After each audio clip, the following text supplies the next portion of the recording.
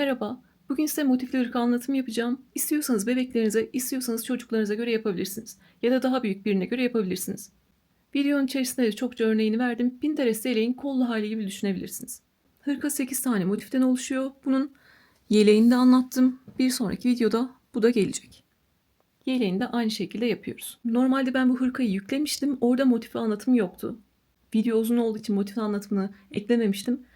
Bilen arkadaşlar bağlantıdan motif anlatımına gidebiliyor ama bazı büyüklerimiz motif anlatımına bağlantıdan gidemeyebiliyor. O yüzden giriş bölümünü tekrar çekmek zorunda kaldım. Video uzun olsa da yine içine motif yapımını ekleyeceğim.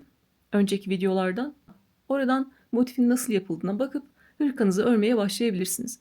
Örgünün bilgilerine geçmeden önce yine tekrarlamak istiyorum. Bu örgüyü de yeni başlayanlar rahatça anlayabilsin, çevirilerde düzgün çevrilebilsin ve özel gereksinimli arkadaşlar rahatça anlayabilsin diye yavaş yavaş ve tek tek anlattım. Anlatım size yavaş gelirse oynatma hızından hızlandırarak izleyebilirsiniz.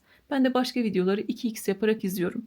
Özellikle yeni doğum yapacak arkadaşları düşünerek detay kısımlarını 2-3 kere üzerinden geçtim. Lütfen örgü bilen arkadaşlar hızlandırarak izlesinler. Ne örgü bilenler sıkılsın ne de yeni başlayanlar zorlansınlar. Benim çocuklarım büyük. Normalde diğer anlattıklarımda 9-10 yaş anlatmıştım. Onların en eski hırkaları, kazakları o yaşta diye. Bu sefer küçük beden anlatmak istedim. 1 yaş hırkası anlattım. Toplam 140 gram ip kullandım. 2,75 milim tığ kullandım. Alize Cotton Gold ve Yarn Anşins ipler kullandım. Renk kodlarını da ekrana yazıyorum. Renkli iplerden bir tane, Alize Cotton Gold'dan 2 tane alsanız yeterli geliyor. Ben bir tane kullandım ama sizin belki eliniz daha farklıdır, daha fazla ip gidebilir. O yüzden siz 2 yumak Alize Cotton Gold alabilirsiniz. Örgünün eni 26 santim, boyu 28 santim. Kolları videonun içerisinde göreceksiniz. Bilerek yaptık. Koltuk altından bileğe kadar 22 santim. Ben küçük çocuğum olmadığı için yapay zekadan destek aldım. Satış yapacaksanız ya da birini örüyorsunuz çocuk yanınızda değil. O zaman yapay zekadan ya da Google'a yazarsınız. 2 yaş hırkası yapmak istiyorum. Beden genişliği ne olmalı diye. Oradan öğrenir. O şekilde yapabilirsiniz. Yine size standart ölçüler vereceğim. İstiyorsanız onları kullanın. İstiyorsanız çocuğunuzun evdeki bir tane hırkasını kullanın. O şekilde biliyorsunuz bir tane altıgen hırka hazırlamıştık. Çocuğumuzun birebir evdeki hırkasına göre ilerlemiştik. En garanti yöntem budur. Çocuğunuzun hırkasını yere seriyorsunuz. Bunu çocuğunuzun hırkası olarak düşünün. Beden genişliğini ölçüyorsunuz. Beden genişliğine ihtiyacımız var. Diyelim ki beden genişliği 40 santim geldi. Eninde 2 tane motif olduğu için bir tane motifimizin 40/2 yani 20 santim olması gerekiyor. Beden genişliğini ölçtünüz. 30 santim mi geldi? 30/2 o zaman bir tane motifi 15 santim olması gerekiyor. 32 santim mi geldi? 32/2 bir tane motifinin 16 santim olması gerekiyor. Yani bir tane motifin ölçüsünü beden genişliğini 2'ye bölerek buluyoruz. İster verdiğim ölçülere göre yapın, istiyorsanız çocuğunuzun evdeki birebir hırkasına göre çalışın. Çocuğunuza dar gelmeyen bir tane hırkaya, yeleğe göre çalışın. Şimdi motifinizin ölçüsünü buldunuz. Motif anlatımını ekleyeceğim hemen bilgilerin ardından. Ben 2,75 ile ördüm, 12,5 santime ulaştım. Sizin ölçünüz daha fazlaysa ne yapacaksınız? Tığ numarasını büyüteceksiniz ve buradaki ikili trabzan sırasını çoğaltacaksınız. Daha mı küçük yapmak istiyorsunuz? O zaman ne yapacaksınız? Tığ numarasını küçülteceksiniz.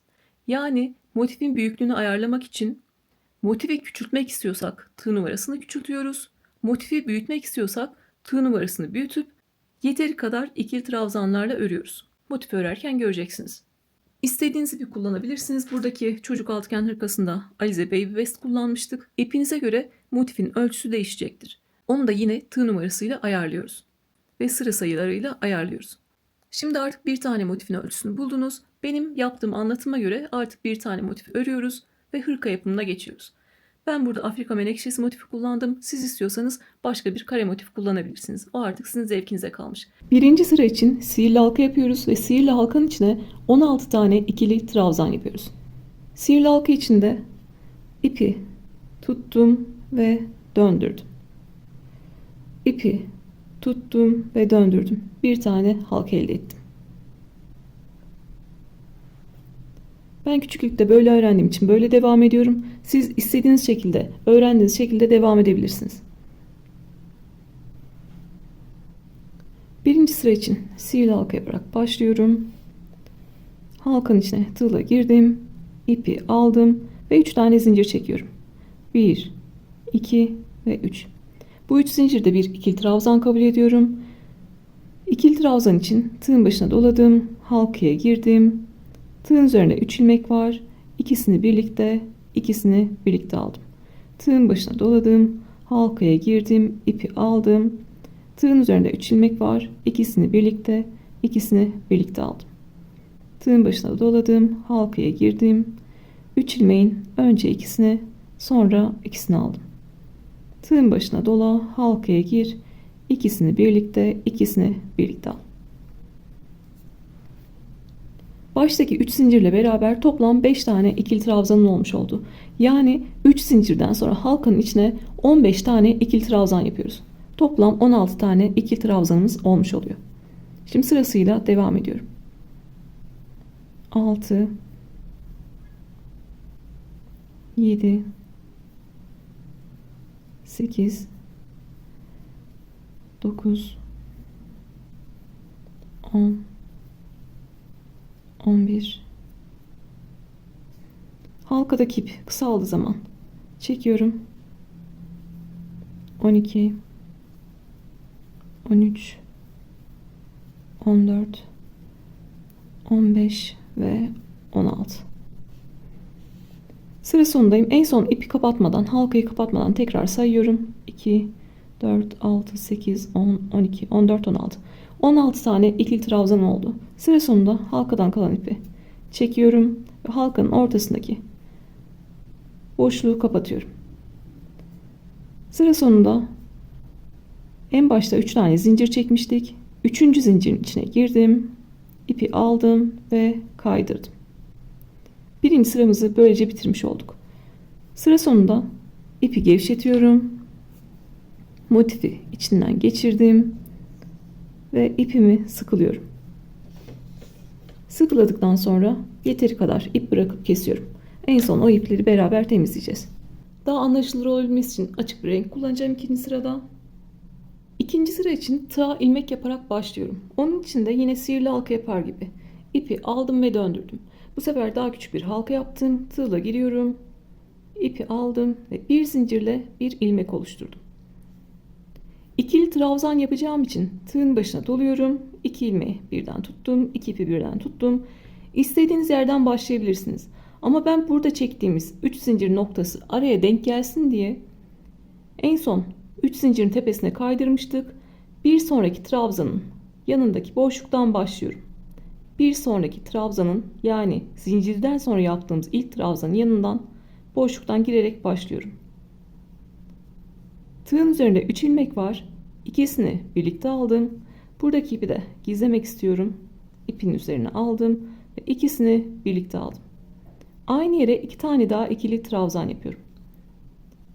2 ve 3. Trabzanların tepesini kullanmıyoruz.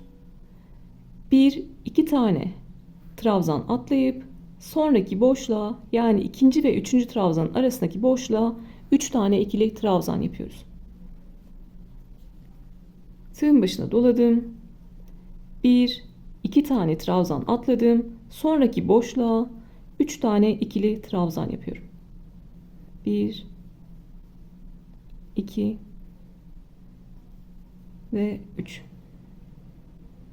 Arada zincir çekmiyorum. Tığın başına doladım. 1-2 trabzan atladım. İkinci ve üçüncü trabzan arasındaki boşluğa geldim. 3 tane ikili trabzan yapıyorum. Yeni başlayanlar için yavaş anlattığımı unutmayın lütfen. İstiyorsanız hızlandırarak izleyebilirsiniz. Tığın başına doladım. 1-2 trabzan atladım. Sonraki boşluğa 3 tane ikili trabzan yapıyorum.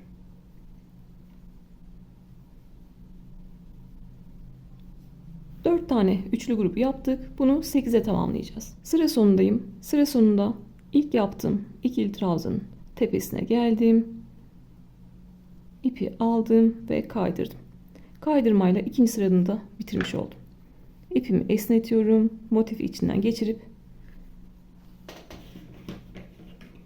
ipi yeteri kadar kesiyorum. Üçüncü sıra içinde tığa ilmek yaparak başlıyorum. Bir zincirle bir ilmek oluşturdum. İkili trabzan yapacağım için tığın başına doladım ve ikisini birlikte tutuyorum. Burada istediğiniz herhangi bir boşluktan başlayabilirsiniz. Ama ben hem buradaki ilmeği gizleyebilmek için hem de buradaki ipi gizleyebilmek için tam karşısından başlıyorum. Boşluğa girdim. Tığın üzerinde 3 ilmek var. İkisini birlikte aldım. Buradaki ipi de ipin üzerine alarak gizliyorum. Ve ikisini birlikte aldım. Aynı yere bir tane daha ikili trabzan yapıyorum. Boşluklara 2 tane ikili trabzan, araya 3 zincir ve 2 tane ikili trabzan yapıyoruz. Araya 3 zincir çektim ve aynı boşluğa 2 tane daha ikili trabzan yapıyorum. Bu ilk boşluğu doldururken ilmekteki ipi de aynı anda gizliyorum.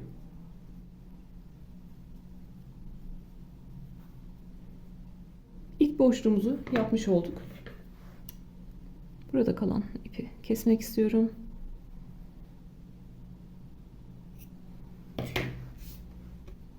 Şimdi sırasıyla devam ediyorum. Bir diğer boşluğa geçerken arada zincir yok. Tığın başına doladım. Üçlü grupların arasına 2 tane ikili trabzan, araya 3 zincir ve 2 tane ikili trabzan yapıyorum. Tığın başına doladım. Bir sonraki boşluğa 2 tane ikili trabzan, araya 3 zincir ve 2 tane ikili trabzan yapıyorum. Tığın başına doladım. Bir sonraki boşluğa 2 tane ikili trabzan, araya 3 zincir ve aynı yere 2 tane ikili trabzan yapıyorum. Sıra sonuna kadar geldim. Burada ilk yaptığımız ikili trabzan vardı. Onun tepesine geldim ve kaydırdım. Kaydırmayla 3. sırayı bitirmiş oldum. Burada ipimi kesmiyorum. Bir sonraki sıraya da aynı iple devam edeceğiz. 4. sıradaki işlemimiz, bu arada 3 tane zincir çekmiştik. 3. sırada 3 zincirlik boşluklara 7 tane ikili trabzan yapacağız. Her 3 zincirlik boşluğa 7 tane ikili trabzan yapıyoruz. Ve bir boşluktan diğerine atlarken arada zincir çekmiyoruz. 2. sıradaki ipleri temizlemişken buradakileri de göstermek istiyorum.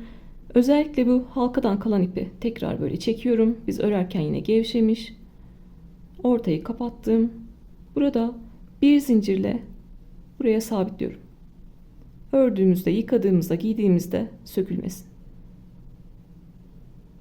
Sonra halkanın etrafından ipimi geçirerek temizliyorum.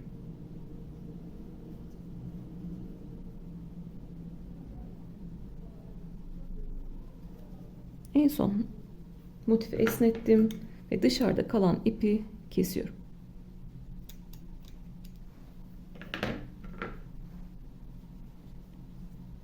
Diğer ipi de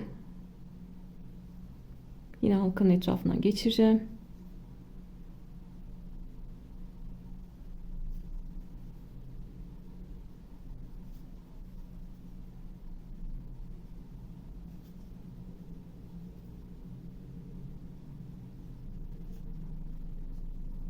Motifi esnettim ve dışarıda kalan ipi kesiyorum.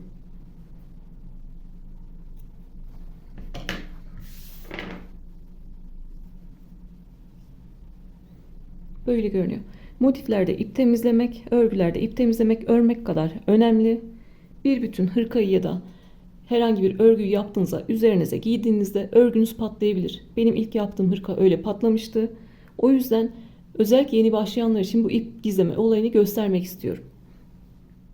Estetik olarak da örgünün arkası aynı düz yüzüymüş gibi güzel ve temiz görünmeli. Temiz bir işçiliğimiz olmalı. 4. sırada 3 zincirlik boşlukları çalışacağız. O yüzden kaydırmalarla boşluğa kadar geliyorum. 2. ikili trabzanın üzerine geldim. Kaydırdım ve boşluğa geldim, kaydırdım. 2. trabzanın tepesine kaydırdım ve boşluğa kaydırdım. Sonrasında 3 tane zincir çekiyorum. 3 zincirde bir ikili trabzan kabul ediyorum. 3 zincirden sonra, yani bir tane ikili trabzandan sonra aynı boşluğa 6 tane daha ikili trabzan yapıyorum. Toplam 7 tane ikili trabzanımızın olması gerekiyor. Zincirle beraber 1, 2, 3, 4, 5, 6 ve 7. 7 tane ikili trabzan yaptım. Bir diğer boşluğa geçerken zincir çekmiyorum. Tığın başına doladım. 3 zincirlik boşluğa 7 tane ikili trabzan yapıyorum. 4, 5, 6 ve 7. Tığın başına doladım. Bir sonraki boşluğa 7 tane ikili trabzan yapıyorum.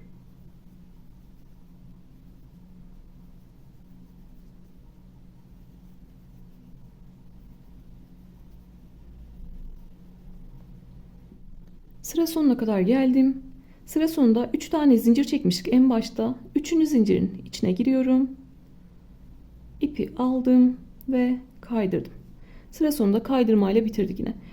Bu sırada ipimi esnetiyorum. Motifi içinden geçirdim. Ve ipi yeteri kadar bırakıp kesiyorum. Yine bir zincirle bir ilmek yapıyorum. Bu sefer sık iğne yapacağım için tığın başına dolamadım. Yine ipin karşısından herhangi bir yerden başlıyorum. Burada 7 tane ikili trabzan yapmıştık. İlk trabzanın üzerine girdim, tepesine girdim. İpi de üzerine aldım gizleyebilmek için ve bir tane sık iğne yapıyorum. Sık iğne için tığın başına dolamıyoruz. İkinci trabzanın tepesine battım ve 2 ilmeği birden alıyorum. Sırasıyla sık iğne yapıyorum. Tığın başına dolamıyoruz. İpi aldık. Tığın üzerinde 2 ilmek var. İkisini birlikte çekiyoruz. Aynı anda ipimi de gizliyorum.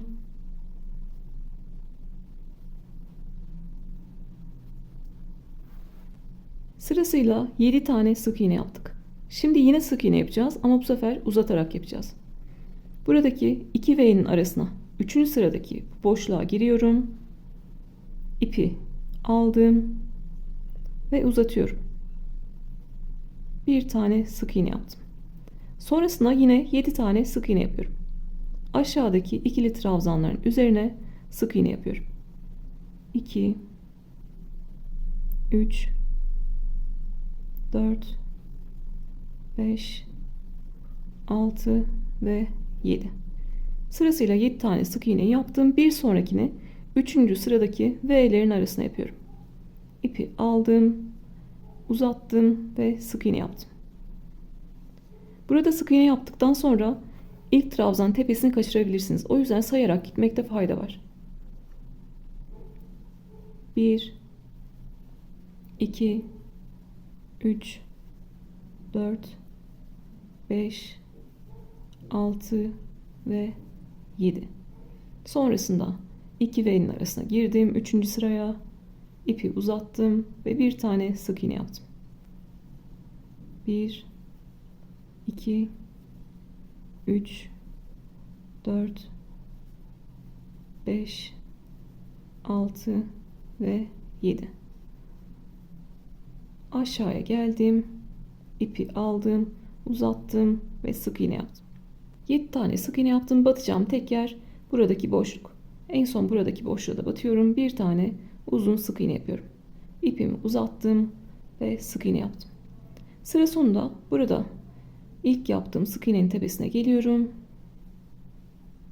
İpimi aldım ve kaydırdım. İpimi genişlettim ve motifi geçirip sıkılıyorum. Buradaki uzun sık iğnenin üzerine üçlü trabzanlar gelecek. Bir sonrakine ikili trabzan gelecek. Bir sonrakine tekli trabzan gelecek. Ve iki köşe arasında 11 tane sık iğne olacak. 11 tane sık iğne yaptıktan sonra yine sırasıyla tekli trabzan, ikili trabzan ve üçlü trabzan yapıyoruz. Gördüğünüz gibi üçlü trabzan yine uzun sık iğnenin üzerine denk geldi. İpim burada kaldı. Bu ipten önce 1, 2, 3 yaprak. 1, 2, 3 yaprak. Buradan başlıyorum. Yine tığ ilmek yaparak başlıyorum.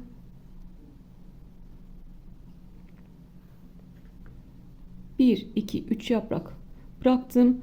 Buradaki uzun sık iğne üçlü trabzan için. Yanındaki sık iğne ikili trabzan için. Yanındaki sık iğne de tekli trabzan için. Yani ben bir sonrakinden sık iğne örmeye başlıyorum. Arada 11 tane sık iğnem olacaktı. Ben bu sırayı örmeye sık iğnelerle başlıyorum. Buradan girdim. İpi yine üzerine aldım. Sık iğne yaparak başlıyorum. Sırasıyla 11 tane sık iğne yapıyorum. 3 4 5 6 İpi de arkadan gizliyorum. 7 8 9 10 ve 11. 11 tane sık iğneden sonra, bu aradaki 11 sık iğneden sonra sırasıyla tekli trabzan, ikili trabzan ve üçlü trabzan yapıyoruz. Ve üçlü trabzanlar buradaki uzun sık iğnenin üzerine denk geliyor. Ve buralar bizim köşe noktalarımız. Neden böyle farklı batımlar yapıyoruz? Kare hale getirebilmek için. Farklı boyda trabzanlar yaparak motifi kare hale getirmiş oluyoruz. 11 tane sık iğne yaptım. Şimdi sırasıyla tığın başına doladım. Tekli trabzan için bir sonraki trabzan tepesine girdim, ipi aldım. Tığın üzerinde 3 ilmek var. Üçünü tekte çekerek tekli trabzan yapıyorum.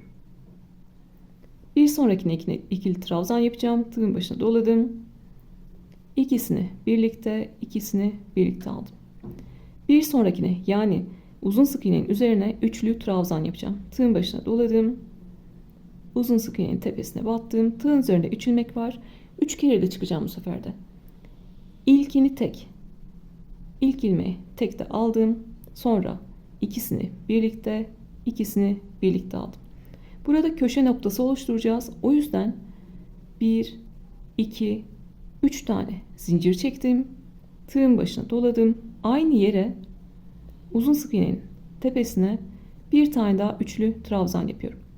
İlkini tek, ikisini birlikte ve ikisini birlikte. Üçlü trabzandan sonra sırasıyla ne geliyor? İkili trabzan, tekli trabzan. Bir sonrakine ikili trabzan yapıyorum. Bir sonrakine tekli trabzan yapıyorum. Yani 3 ilmeği tekte çekiyorum.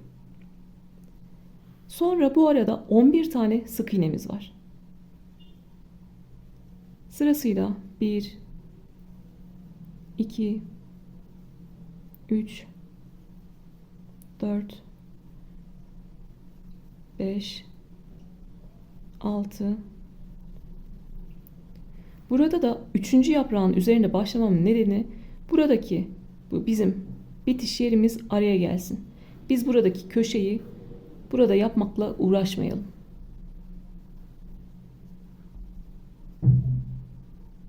İki, 4, 6, 7, 8, ipi de arkada yürütüyorum. 9, 10 ve 11. Sonrasında tekli trabzan, ikili trabzan ve üçlü trabzan. Üçlü trabzan buradaki uzun sık iğnenin üzerine denk gelecek.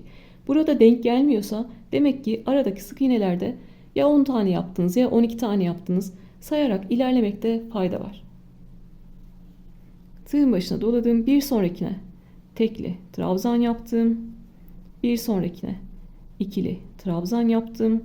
Ve buraya uzun sık iğnenin üzerine köşe yapıyorum. Bir tane üçlü trabzan, araya 3 zincir ve aynı yere bir tane üçlü trabzan yapıyorum. Köşeyi de oluşturmuş oldum. 11 sık iğne yaptım. Sırasıyla tekli trabzan, ikili trabzan ve uzun sık iğnenin üzerine bir tane üçlü trabzan, araya 3 zincir ve bir tane üçlü trabzan yapıyorum. Sonrasında burada 11 tane sık iğnemiz vardı. Sadece ikili trabzan ve tekli trabzan noktamız kaldı. İkili trabzan yapıyorum ve tekli trabzan yapıyorum. Artık elimizde kare bir motif var. Bunun üzerine bir sıra daha örerek motifimizi artık bitiriyoruz.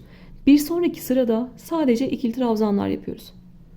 Aşağıdaki trabzanların ve sık iğnelerin üzerine ikili trabzan yapıyoruz. Buradaki 3 zincirlik boşluğa 2 tane ikili trabzan, araya 2 zincir ve 2 tane ikili trabzan yapıyoruz. Sıra sonunda ipimi kesmiyorum. Bir üst sıraya çıkacağım çünkü. İlk sık iğnenin tepesine geldim ve kaydırmayla bitirdim. Bir üst sıra için 3 tane zincir çekiyorum. Bunda bir ikili trabzan kabul ediyorum. Sonra sırasıyla ikili trabzan yapıyorum. Sık iğnelerin ve trabzanların üzerine ikili trabzan yapıyorum. Aşağıda artık motifimizi düzgünleştirdik. Güzel bir kare hale getirdik. Bunun üzerine bir sıra ikili trabzan örüyoruz.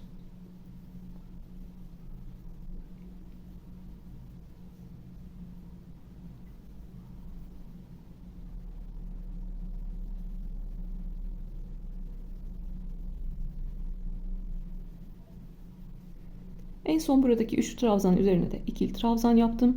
Köşeye 2 tane ikili trabzan, araya 2 zincir ve 2 tane ikili trabzan yapıyoruz. Buraya gelmişken şunu da söylemek istiyorum. Bana Instagram'dan fotoğraflı sorular geliyor. Onlar daha güzel oluyor. Çünkü ben de gördüğüm için daha net cevaplar verebiliyorum. Buralara 2 tane zincir çekiyoruz biz. Ben hiç herhangi bir zincir çekmedim. Birleştirmede zorlanır mıyım deniliyor. Buradaki zincirler birleştirmede bizim işimize yarıyor. Bu iki zincirin biri bu kenara ait, biri bu kenara ait. Şimdi 2 tane böyle motifi birleştirirken sırasıyla zaten bütün motiflerimiz aynı trabzan ve zincir sayısına sahip olduğu için sırasıyla karşılıklı ister dikerek ister tığla birleştiriyoruz. En sonda buradaki zincirlerden aldık bir tane ve bu kenarı birleştirmiş olduk. Sonra bu taraftan geçerken de bu ikinci zincirleri kullanarak burada yukarıda motiflerimiz olduğunda bu şekilde onları da birleştiriyoruz. Her şekilde motifleri birleştirmek tabii ki mümkün ama bu aradaki iki zincirleri çekmek gerekiyor. Yaptığımız tüm hırkalarda gördüğünüz zaten öncekilere denk geldiyseniz.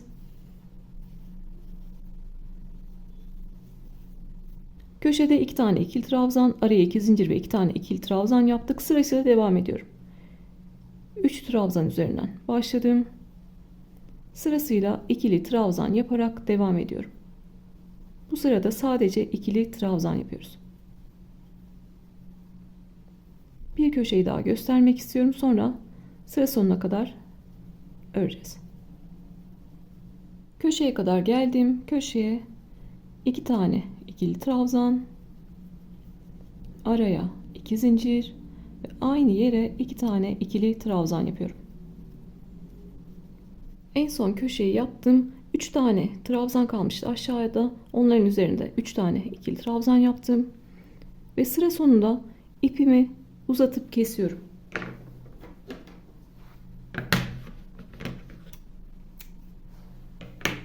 Burada düzgün bir bitiş yapacağız. Düzgün bitişten kastım zincirler ve trabzanların böyle V gibi görünen tepeleri var. Bunlardan bir tane daha yapıp tüm görünümü eşitlemiş olacağız. Daha demin söylemiştim. Buradaki V gibi görünen tepelerin bir kanadı arkada, örgünün arkasında, iç tarafında, bir kanadı da dışında, örgünün güzel yüzünde. Şimdi onları kullanarak bir tane tepe elde edeceğiz. Daha küçük bir tığ numarası alıyorum.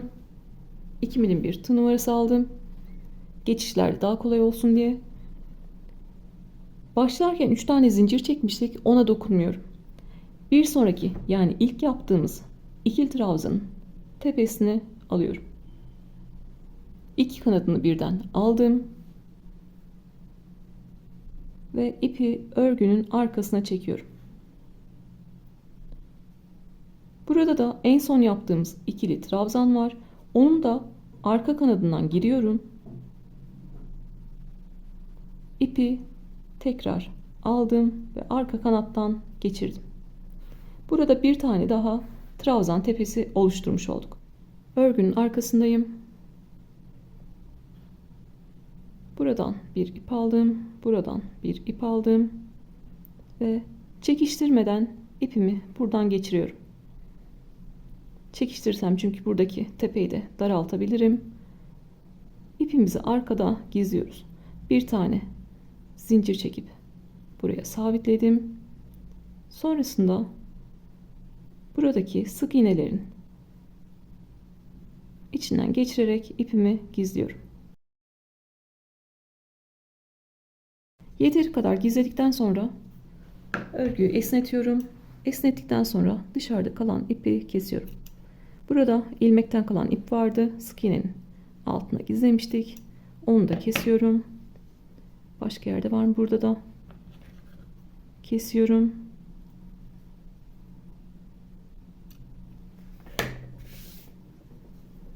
Gördüğünüz gibi örgünün arkası da sanki ön yüzü gibi düzgün görünüyor. Bu şekilde. Bu iki köşeden aldım ve motifi esnettim. İki köşeden motifi esnettim.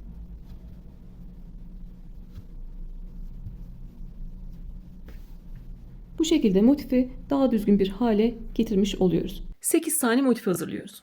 Burası sırt parçamız olacak. Burası da öne gelecek. Sağda ve solda öne gelecek. 8 tane motif yeterli. Pinterest yeleğin hırkası gibi düşünebilirsiniz. Ben tığla birleştireceğim. İstiyorsanız dikerek birleştirebilirsiniz.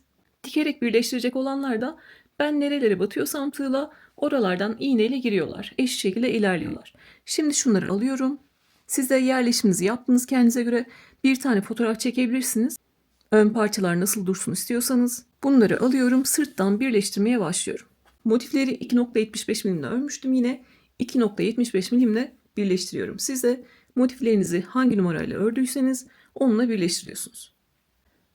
Artık birleştirmeye başlayabiliriz. Çekim yaptığım tahta biz taşınırken çizilmiş, lütfen gözünüz buradaki çiziklere takılmasın. Trabzan ve zincir tepeleri V harfine benziyor. 2 tane kanadı var. Biri örgünün dış yüzünde, güzel yüzünde, biri iç yüzünde, arka yüzünde. Biz bu arka taraftaki kanatları alarak birleştireceğiz. Buradaki kanatlara girerek birleştireceğiz. Öncelikle bir zincirle bir ilmek oluşturuyorum. İpimi halka yaptım. Halkaya girdim. İpimi aldım. Ve bir zincirle bir ilmek oluşturdum. Bu şekilde. İlmeği tığdan çıkartıyorum. Öncelikle buradaki iki motifi birleştireceğiz. Onun üzerine ikinci sıraya geçeceğiz. İp koparmadan birleştiriyoruz. Üst üste istiyorsanız 200 tane motifi de birleştirebilirsiniz ipiniz bitene kadar. İlmeği tığdan çıkardım. Her zaman sağdan başlıyoruz. Sağ tarafta birinci zinciri bıraktım. İkinci zincirin iç kanadına giriyorum. Örgünün arkasında kalan kanada giriyorum. Bu şekilde. İlmeği aldım ve ikinci zincirin iç kanadından geçirdim. İpimi burada tutuyorum. İlmeğim kaçmasın diye. Sol tarafta da ikinci zincirin iç kanadına giriyorum. Birinciyi bıraktım. İkincinin iç kanadına giriyorum.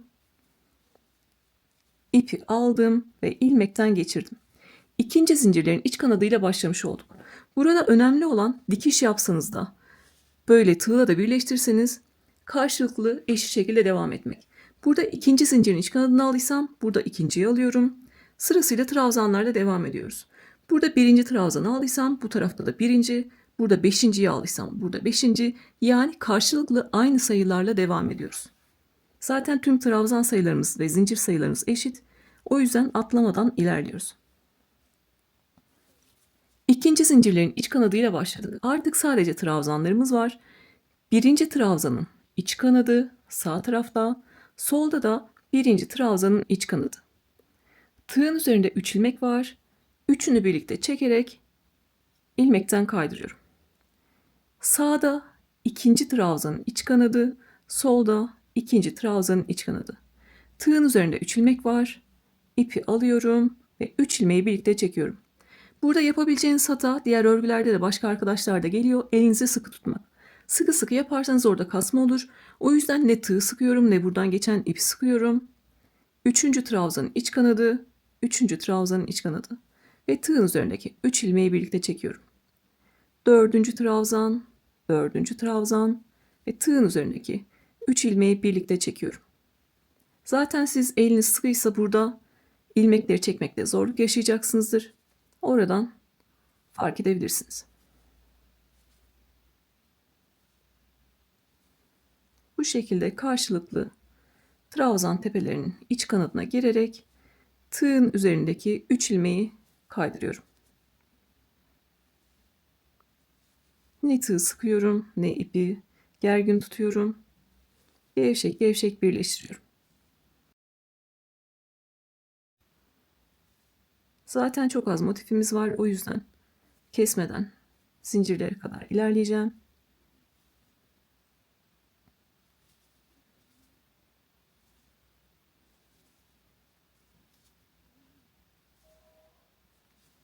Son trabzanlar denk gelmiyorsa arada trabzan tepesi atlamış olabilirsiniz. Fark etmeden bir trabzan atlamış olabilirsiniz. Ya da en son sırayı örerken yanlış örmüş olabilirsiniz. Gördüğünüz gibi kesmeden ilerledim.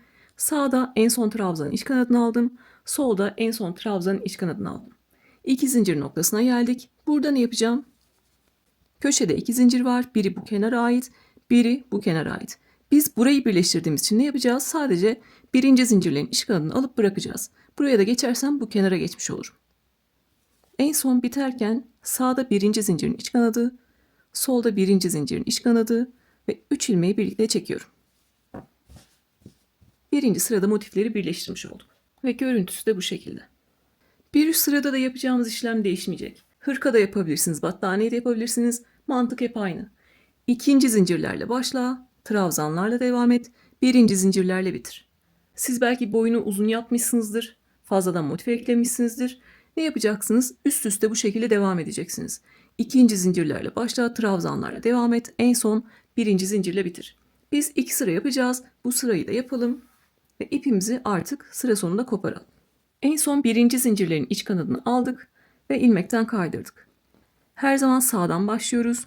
Birinci zincirin iç kanadını bıraktım. İkinci zincirin iç kanadına gidiyorum. Sağda ikinci zincirin iç kanadı. Soldaki motifte de ikinci zincirin iç kanadı. Tığın üzerinde 3 ilmek var. Üçünü birlikte alarak kaydırıyorum. Sonra trabzanlarla devam ediyorum.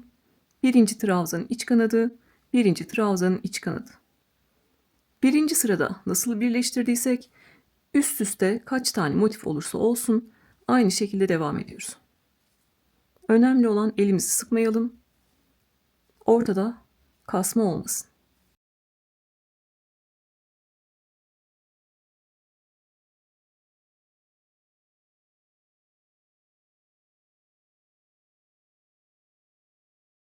Burayı bitirdik. En son birinci zincirlerin iç kanadını almıştık. Bir üst motife geçtik. Başlangıçta ne yapıyoruz? İkinci zincirlerin iç kanadıyla başlıyoruz ve trabzanlarla devam ediyoruz. Bu şekilde son trabzana kadar gelelim. En son birinci zincirlerin iç kanadını alalım ve orada ipimizi koparalım. Her zaman sağdan başlıyoruz ve karşılıklı aynı trabzanları alıyoruz. Ben size göstermek için yavaş yapıyorum. Normalde motifleriniz hazır olduğunda hızlı hızlı birleştirilebileceğiniz bir yöntem. En son sağda son trabzanın iç kanadı, solda son trabzanın iç kanadı ve 3 ilmeği birlikte çekiyorum. Burada sizin denk gelmediyse arada trabzan atlamış olabilirsiniz ya da buralarda trabzan örerken eksik ya da fazla örmüş olabilirsiniz. Onu düzeltiyorsunuz, öyle devam ediyorsunuz. En son sağda birinci zincirin iç kanadı, solda birinci zincirin iç kanadı, 3 ilmeği birlikte çektim ve bir zincir çekip yeteri kadar ip bırakıp kesiyorum. Siz üst üste motif ekleyeceksiniz. Ne yapacaksınız? İkinci zincirlerle devam edeceksiniz. Buradakileri kullanalım hatta. Diyelim ki üstüne motif eklediniz.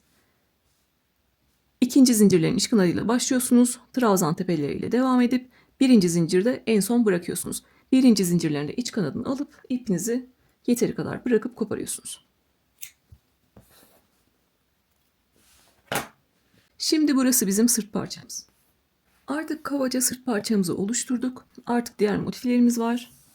Yine Pinterest elektrik gibi devam ediyoruz. Orada da sırtı yapmıştık. Sonra birer motifi kol boşluğu olarak ayarlamıştık. Örgüyü bilenler lütfen burayı hızlandırarak geçsinler. Yine örnek veriyorum. Evde çocuğunuz mesela diyelim ki 7 yaşında ya da 8 yaşında. Beden genişliği diyelim ki evdeki 34 santim geldi. 34 bölü 2 17 santim. Siz 17 santimlik motiflerinizi yaptınız. Mesela buraya ben 6 yaşa kadar yazmışım. Diyelim ki 7 yaş için. 7 yaş için de net ölçü 16-17 santim diyor. Yani bir tane motifimize denk geliyor yine. O yüzden siz evdeki hırkanızı ölçtünüz.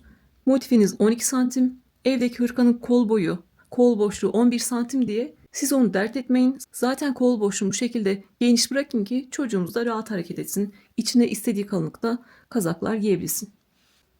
Büyüklerde de Pinterest de böyle ilerledik biliyorsunuz. Herkes çocuğuna göre de yine aynı şekilde yaptı.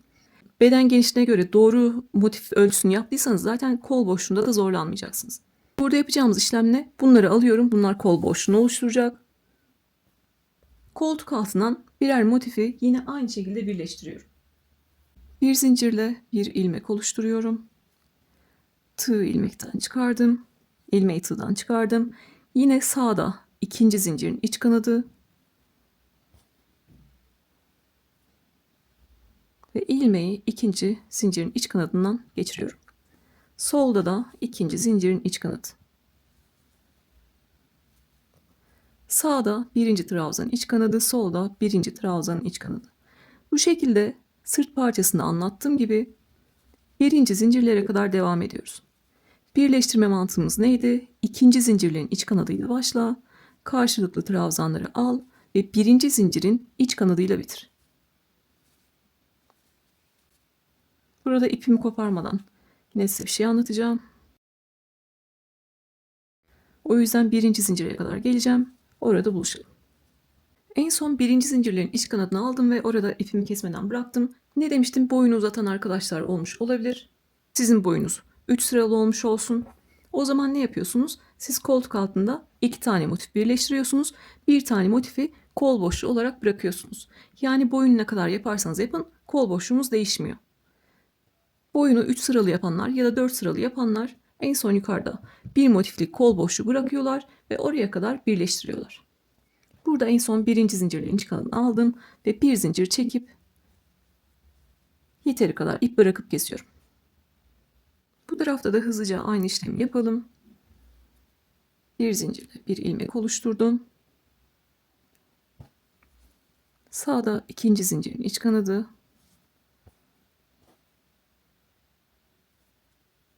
İlmeği oradan geçirdim. Solda ikinci zincirin iç kanadı. Birinci trabzanlarla devam ediyorum. Son trabzanlara kadar geliyorum. En son birinci zincirlerin iç kanadını alıp birleştirmeyi bitiriyorum. Bir motiflik kol boşu bırakıyoruz çocuklarımıza. Hep Pinterest Select'ten örnek veriyorum ama mantığı onunla aynı olduğu için. Onunla çok fazla fotoğraf geldi çünkü. Herkes çocuğuna da yaptı, kendisine de yaptı. Satış yapan arkadaşlar da oldu. Mantığı çok kolay. Burada da en son birinci zincirlerin iç kanadını aldım. Bir zincir çektim ve yeteri kadar ip bırakıp kesiyorum. Koltuk altındaki motifleri de eklemiş olduk. Artık burada yapacağımız işlem ne? Bu arada boşluklarımız var görüyorsunuz. Onları kapatacağız. Bu şekilde önüme çeviriyorum. Ve buradan başlayarak üst üste 4 sıra ip koparmadan ilmeklerimi kaydırıyorum. Bir zincirle bir ilmek oluşturdum. Yine ikinci zincirlerle başlayacağım. Trabzanlarla devam edeceğim. Burada en son birinci zincirleri de alalım. Burayı nasıl geçiyoruz? Orayı beraber yapalım. Tekrar yerlerini böyle hızlandırarak geçelim ki hem sıkılmayalım. Aynı şeylerle detay kısımlarında hepsini göstermiş olayım. Şimdi buradaki motifi karşılıklı birleştirmelerle geçelim. Burada en son birinci zincirlerin iç kanadını aldım ve kaydırdım. Burada bir zincir çekip ipimizi kesmiştik biliyorsunuz. Onu arkada hemen gizliyorum. Yine burada bir zincirle sabitleyeceğim. İpi aldım. Bir tane ilmek oluşturdum. Bir zincirle buraya sabitliyorum ki çocuğumuz bunu giydiğinde ya da biz yıkadığımızda sökülmesin. Sonra geri kalan ipi yeteri kadar gizliyorum. Genelde ben köşede gizlerim. İpimin nerede olduğunu bileyim diye.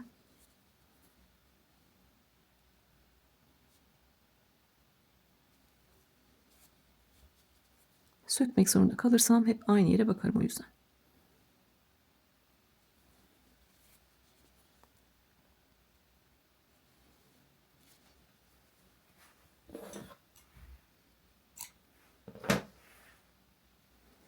Bu şekilde ipimi gizledim.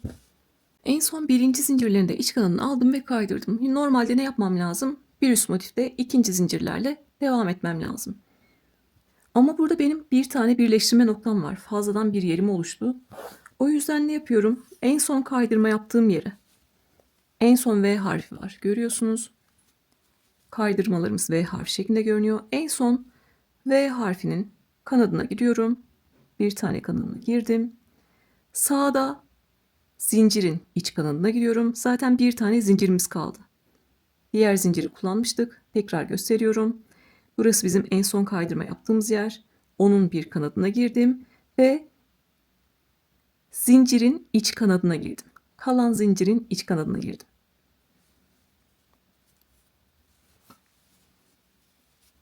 Soldaki motifte de buradaki zinciri bırakıyorum.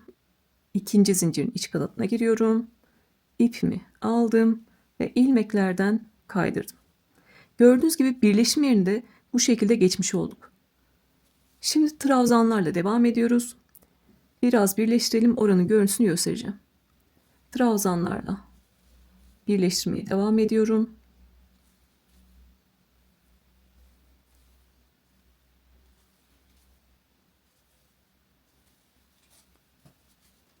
Gördüğünüz gibi buradaki kaydırma yerine de batarak düzgün bir görüntü elde etmiş olduk. Ben oraya batmadan ilerleseydim burada bir boşluk oluşacaktı ve çirkin görünecekti. O yüzden buradaki kaydırmanın bir kanadını da kullandık.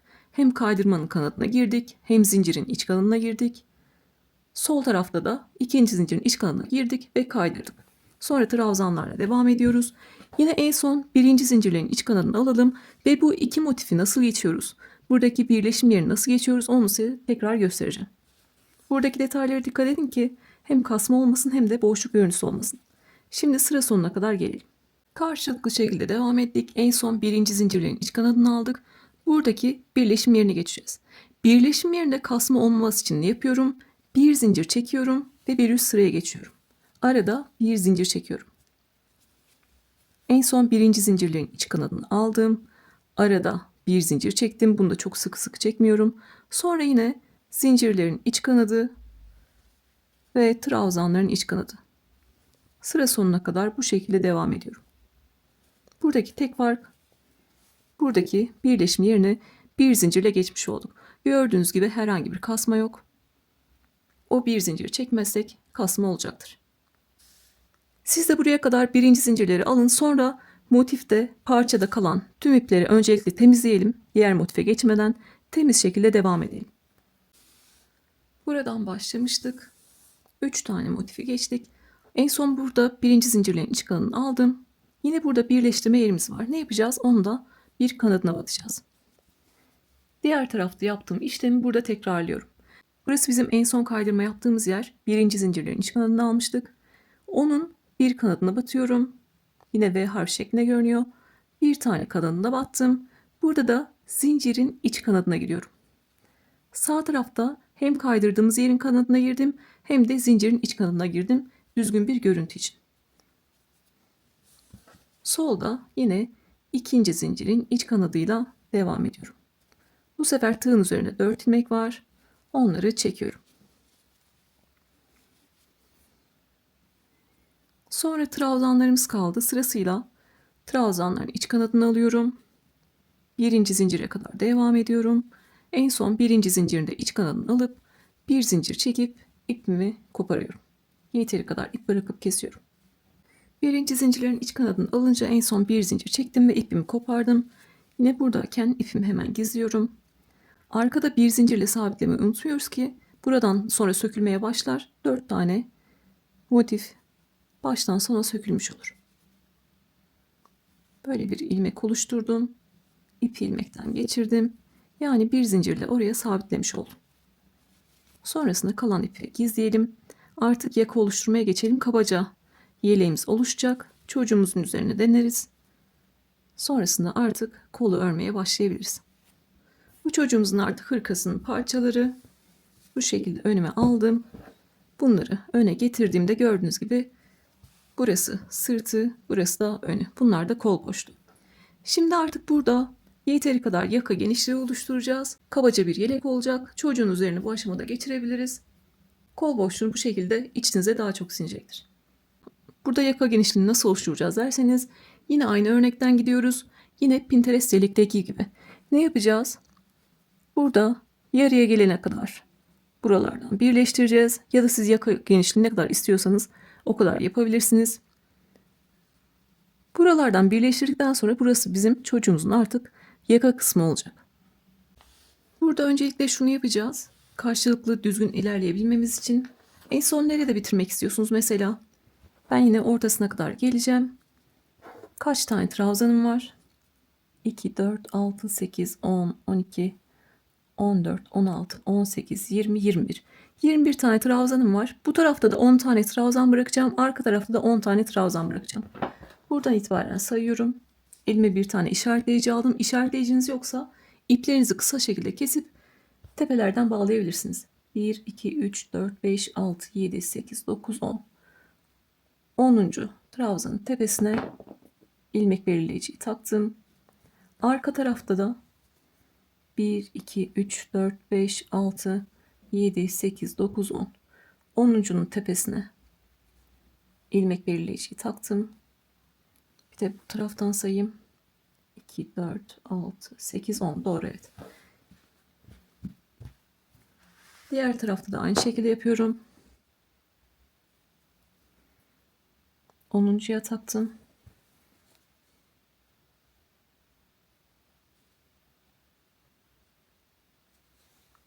Bu tarafta da 10'uncuya taktım.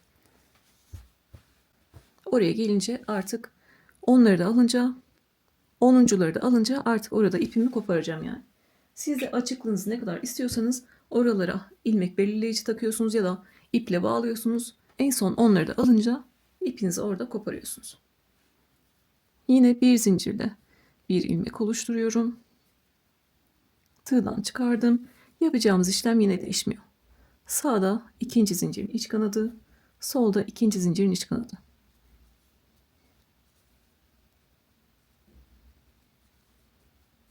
On tane trabzanım var benim. Karşılıklı 10 tane trabzanın iç kanadını alacağım. En son bir zincir çekip ipimi koparacağım. Siz de kendi işaretlediğiniz yere kadar geliyorsunuz.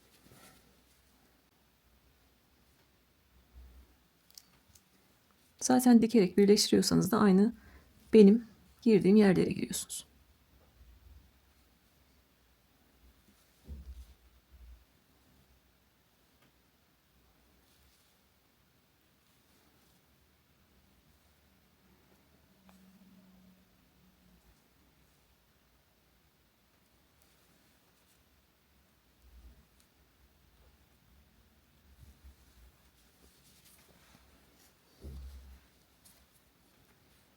Yine ikinci zincirlerle başlamıştım. Karşılıklı trabzanları aldım.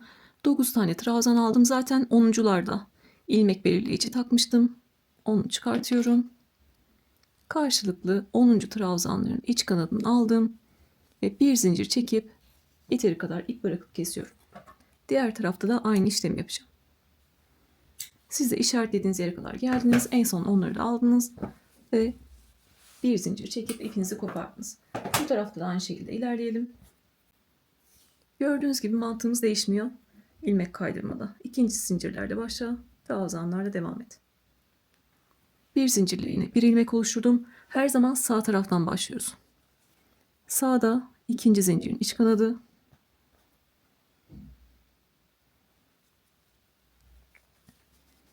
Solda ikinci zincirin iç kanadı.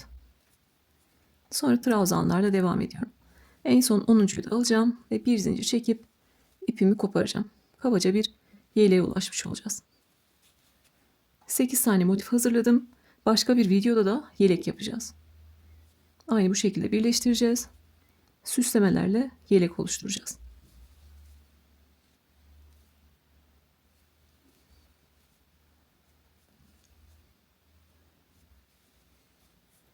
Son 2 tane trabzanım kaldı. İlmek belirleyici zorluyor, onu çıkardım. Karşılıklı dokuzuncuları aldım ve karşılıklı onuncuları aldım ve bir zincir çekip yeteri kadar ip bırakıp kesiyorum.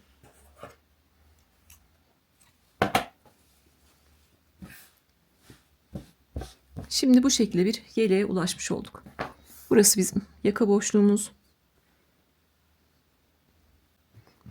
Enseyi de bu şekilde oluşturmuş olduk. Sonra en son buradan lastik geçeceğiz. Öncelikle yapacağımız işlem ne? Motif yaparken de ne yaptık? Elimizde düzeltmiştik. Yine birleştirme yerlerini elimizi bu şekilde açıyoruz. Çok büyük bir güç uygulamıyorum. Sadece kaydırma yerlerini açıyorum. Zaten gevşek yaptım ama yine de elimi sıkı geldiği yerler olmuş olabilir. O yüzden bu şekilde hasan yer varsa onu açıyorum. Elimizi gevşek tutmamız bu açıdan önemli. Yoksa ortada çukurluk varmış gibi görünür, kasma varmış gibi görünür.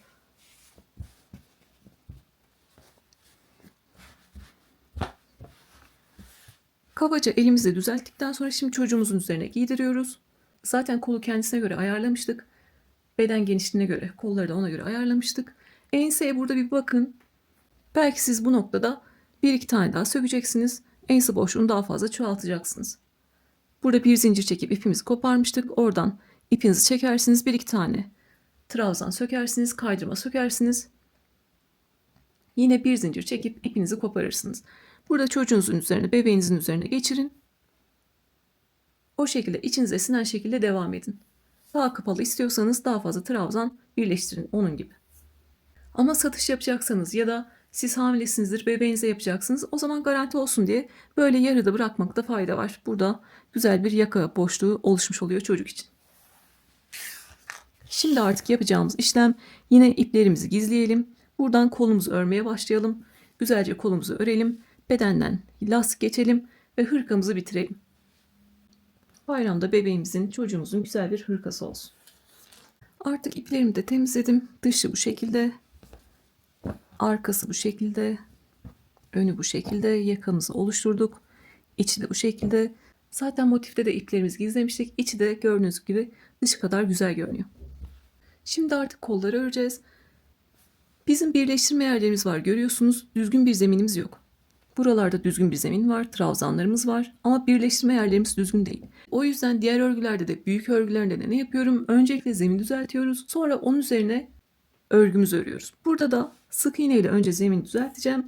Onun üzerine üçlü gruplarla artık kolumuzu oluşturacağız. Yine bir zincirle bir ilmek oluşturuyorum. 2.75 ile devam ediyorum.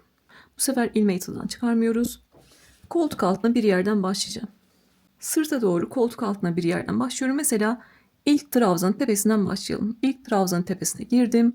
İpimi aldım. Sık iğne yapmak için tığın üzerindeki iki ilmeği birlikte çekiyorum. Bir sonraki trabzana girdim.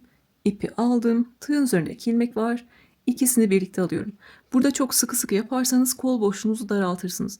O yüzden eliniz sıkıysa lütfen ya 3 milimle devam edin ya da elinizi gevşek tutun. Burada oluşturduğumuz kol boşluğumuz daralmasın. Kasma yapmasın. Üçüncüye girdim. Yani sırasıyla trabzanların tepesine giriyorum ve tığın üzerindeki iki ilmeği birlikte alıyorum. Burada kalan ipi de, ilmekten kalan ipi de arada gizliyorum.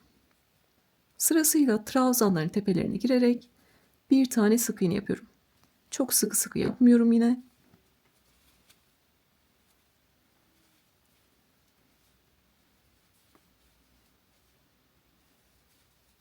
Bu şekilde. Öncelikle zeminimizi düzeltiyoruz.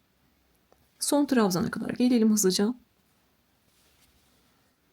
En son trabzanın üzerinde bir tane sık iğne yaptım. 2 zincirlik boşluğa gidiyorum. Bir tane sık iğne yapıyorum. Burada birleşim yaptığımız yer var. Kaydırma yaptığımız yer var. Görüyorsunuz V harfi şeklinde görünüyor. V harfinin ortasına batıyorum. Bir tane sık iğne yapıyorum. Sonra yine köşeye bir tane sık iğne yapıyorum. Gördüğünüz gibi burayı sık iğnelerle geçtik ve zemini düzeltmiş olduk. Sonra yine trabzanlar var. Sırasıyla trabzanların üzerine girip tepesine girip bir tane sık iğne yapıyoruz.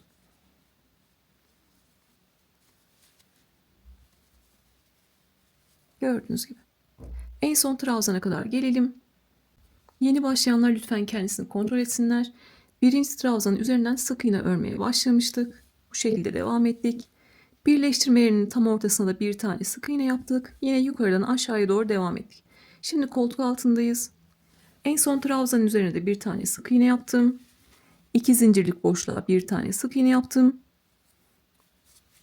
Ve koltuk altındayız. Burada yapacağım işlem, buradaki motifin köşesine 2 zincirlik boşluğun üzerindeki kaydırma yerine giriyorum. Ve bir tane sık iğne yapıyorum. Tekrar gösteriyorum. Buradaki motifin 2 zincirlik boşluğun üzerindeki kaydırma yerlerimiz var. Görüyorsunuz. Yine V harf şeklinde görünüyor. 2 zincirlik boşluğun üzerindeki kaydırma yerinin içine girdim. Bir tane sık iğne yaptım. Yine bu tarafta da bir tane motifimiz var. 2 zincirlik boşluğumuz var. Üzerindeki V harfinin içine batıyorum. Kaydırma yerine batıyorum. Bir tane sık iğne yapıyorum. Sonra köşeye geliyorum. Bir tane sık iğne yapıyorum. İlk yaptığım sık iğnenin tepesine girdim. V harf şeklinde görünüyor. İpimi kaydırdım. Ve gördüğünüz gibi bir sıra sık iğne geçmiş oldum. Şimdi koltuk altını göstermek istiyorum.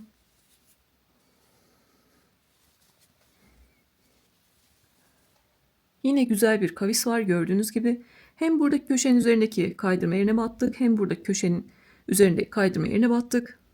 Artık üçlü gruplar örerek kolumuzu örmeye başlayabiliriz. Arada böyle bilgiler vereceğim örgüyle ilgili. Burada kolların bitmiş halini görüyorsunuz. Altıgen hırkayı göstermiştim en başta, çocuklar için ördüğümüz. Yine bunun üzerinden de örnekler vereceğim. Burada yaparken ne yapmıştık? Her aşamada çocuğumuzun üzerine deneyerek ilerlemiştik. Burada da biz koltuk altından bileğe kadar ölçmüştük ama yine üzerimize deneyerek ilerlemiştik. Burada da aynı şey geçerli. Çocuğumuz kaç yaş olursa olsun evdeki hırkasını ölçmüş de olabilirsiniz. En garanti yöntem örerken üzerine denemek. Kolun mesela biz bu kolu yaptık, bitirdik. Ben burayı anlattım, biraz sonra göreceksiniz. Sonra ikinci kola geçtik. En sonda ipinizi koparmıyorsunuz. Çocuğunuzun üzerine deniyorsunuz. Tamam dediğiniz noktada artık ipinizi kopararak düzgün bir bitişle bitiyorsunuz. Satış yapanlar standart ölçülere uyuyorlar. Benim yaptığım gibi standart ölçülerin üzerine 1 santim daha eklerseniz, 1-1,5 santim ya da 2 santim eklerseniz daha garanti olacaktır. Ama çocuğunuza göre yapıyorsanız lütfen üzerine göre deneyin. Tamam dediğiniz noktada, içinize sinen noktada artık kollarınızı bitirin. Şimdi artık kollara geçebiliriz. En son sık iğnenin üzerine kaydırdım. 1, 2, 3 zincir çekiyorum. Çektiğim bu 3 zincirleri hep bir tane ikili trabzan kabul edeceğim. Tığın başına bir kere doladım ikili trabzan için. Aynı yere girdim. Bir tane ikili trabzan yapıyorum. Tığın üzerinde 3 ilmek var. İkisini birlikte aldım. Tığın başına tekrar doladım. Aynı yere girdim. İpi aldım. Tığın üzerinde 3 ilmek var. İkisini birlikte aldım. İkili trabzanı da bu şekilde yapıyoruz.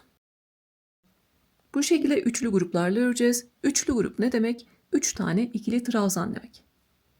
3 tane ikili trabzan ördüm. Yapacağımız işlem çok kolay. Tığın başına doluyorum. Aşağıdan 1-2 sık iğne atladım. 3. sık iğneye giriyorum. 3 tane ikili trabzan yapıyorum. 1, 2 ve 3. Zaten motifi örerek geldik. İkili trabzan nasıl yapıldığını biliyoruz ama burada gösterdim. Aynı şekilde devam ediyoruz. Sıra sonuna kadar tığın başına dolayacağım. Aşağıdan 1-2 sık iğne atlayıp üçüncünün tepesine 3 tane ikili trabzan yapacağım. Kolumuz bundan ibaret. Tığın başına dola, 1-2 sık iğne atla, üçüncüye 3 tane ikili trabzan yap. Artık aşağıda düzelteceğimiz herhangi bir şey yok. Sadece sık iğneler var. Aşağıdan 2 tane sık iğne atlayıp üçüncüsüne 3 tane ikili trabzan yapıyoruz. Ve bu şekilde sıra sonuna kadar geliyoruz. Buradan başlamıştım. Sıra sonuna kadar üçlü gruplarla devam ettim. En son koltuk altına kadar geldim. Aşağıdan biliyorsunuz 2 tane sık iğne atlayıp üçüncüsüne 3 tane ikili trabzan yapıyoruz. Tığın başına doladım. Koltuk altında tam buradaki koltuk altına denk gelen yere 3 tane ikili trabzan yapıyorum. Aşağıdan 2 tane atlamıyorum da bu sefer 3 tane atlıyorum. Belki size denk gelmiştir. 2 tane sık iğne atlayıp üçüncüsünde koltuk altına denk gelmiştir. Ama benimki denk gelmedi. 3 tane atlayıp dördüncüsüne 3 tane ikili trabzan yapmış olacağım. En son burada koltuk altına güzel bir şekilde denk gelsin diye atladığınız sık iğne sayısının önemi yok. Sizinki bir tane de denk gelebilir, 2 tane de denk gelebilir, benimki gibi 3 tane de denk gelebilir. Tam koltuk altının oraya gelen sık iğne hangisi? Bu. Tepesine giriyorum. Tığın başına doladım. Tepesine girip 3 tane ikili trabzan yapıyorum.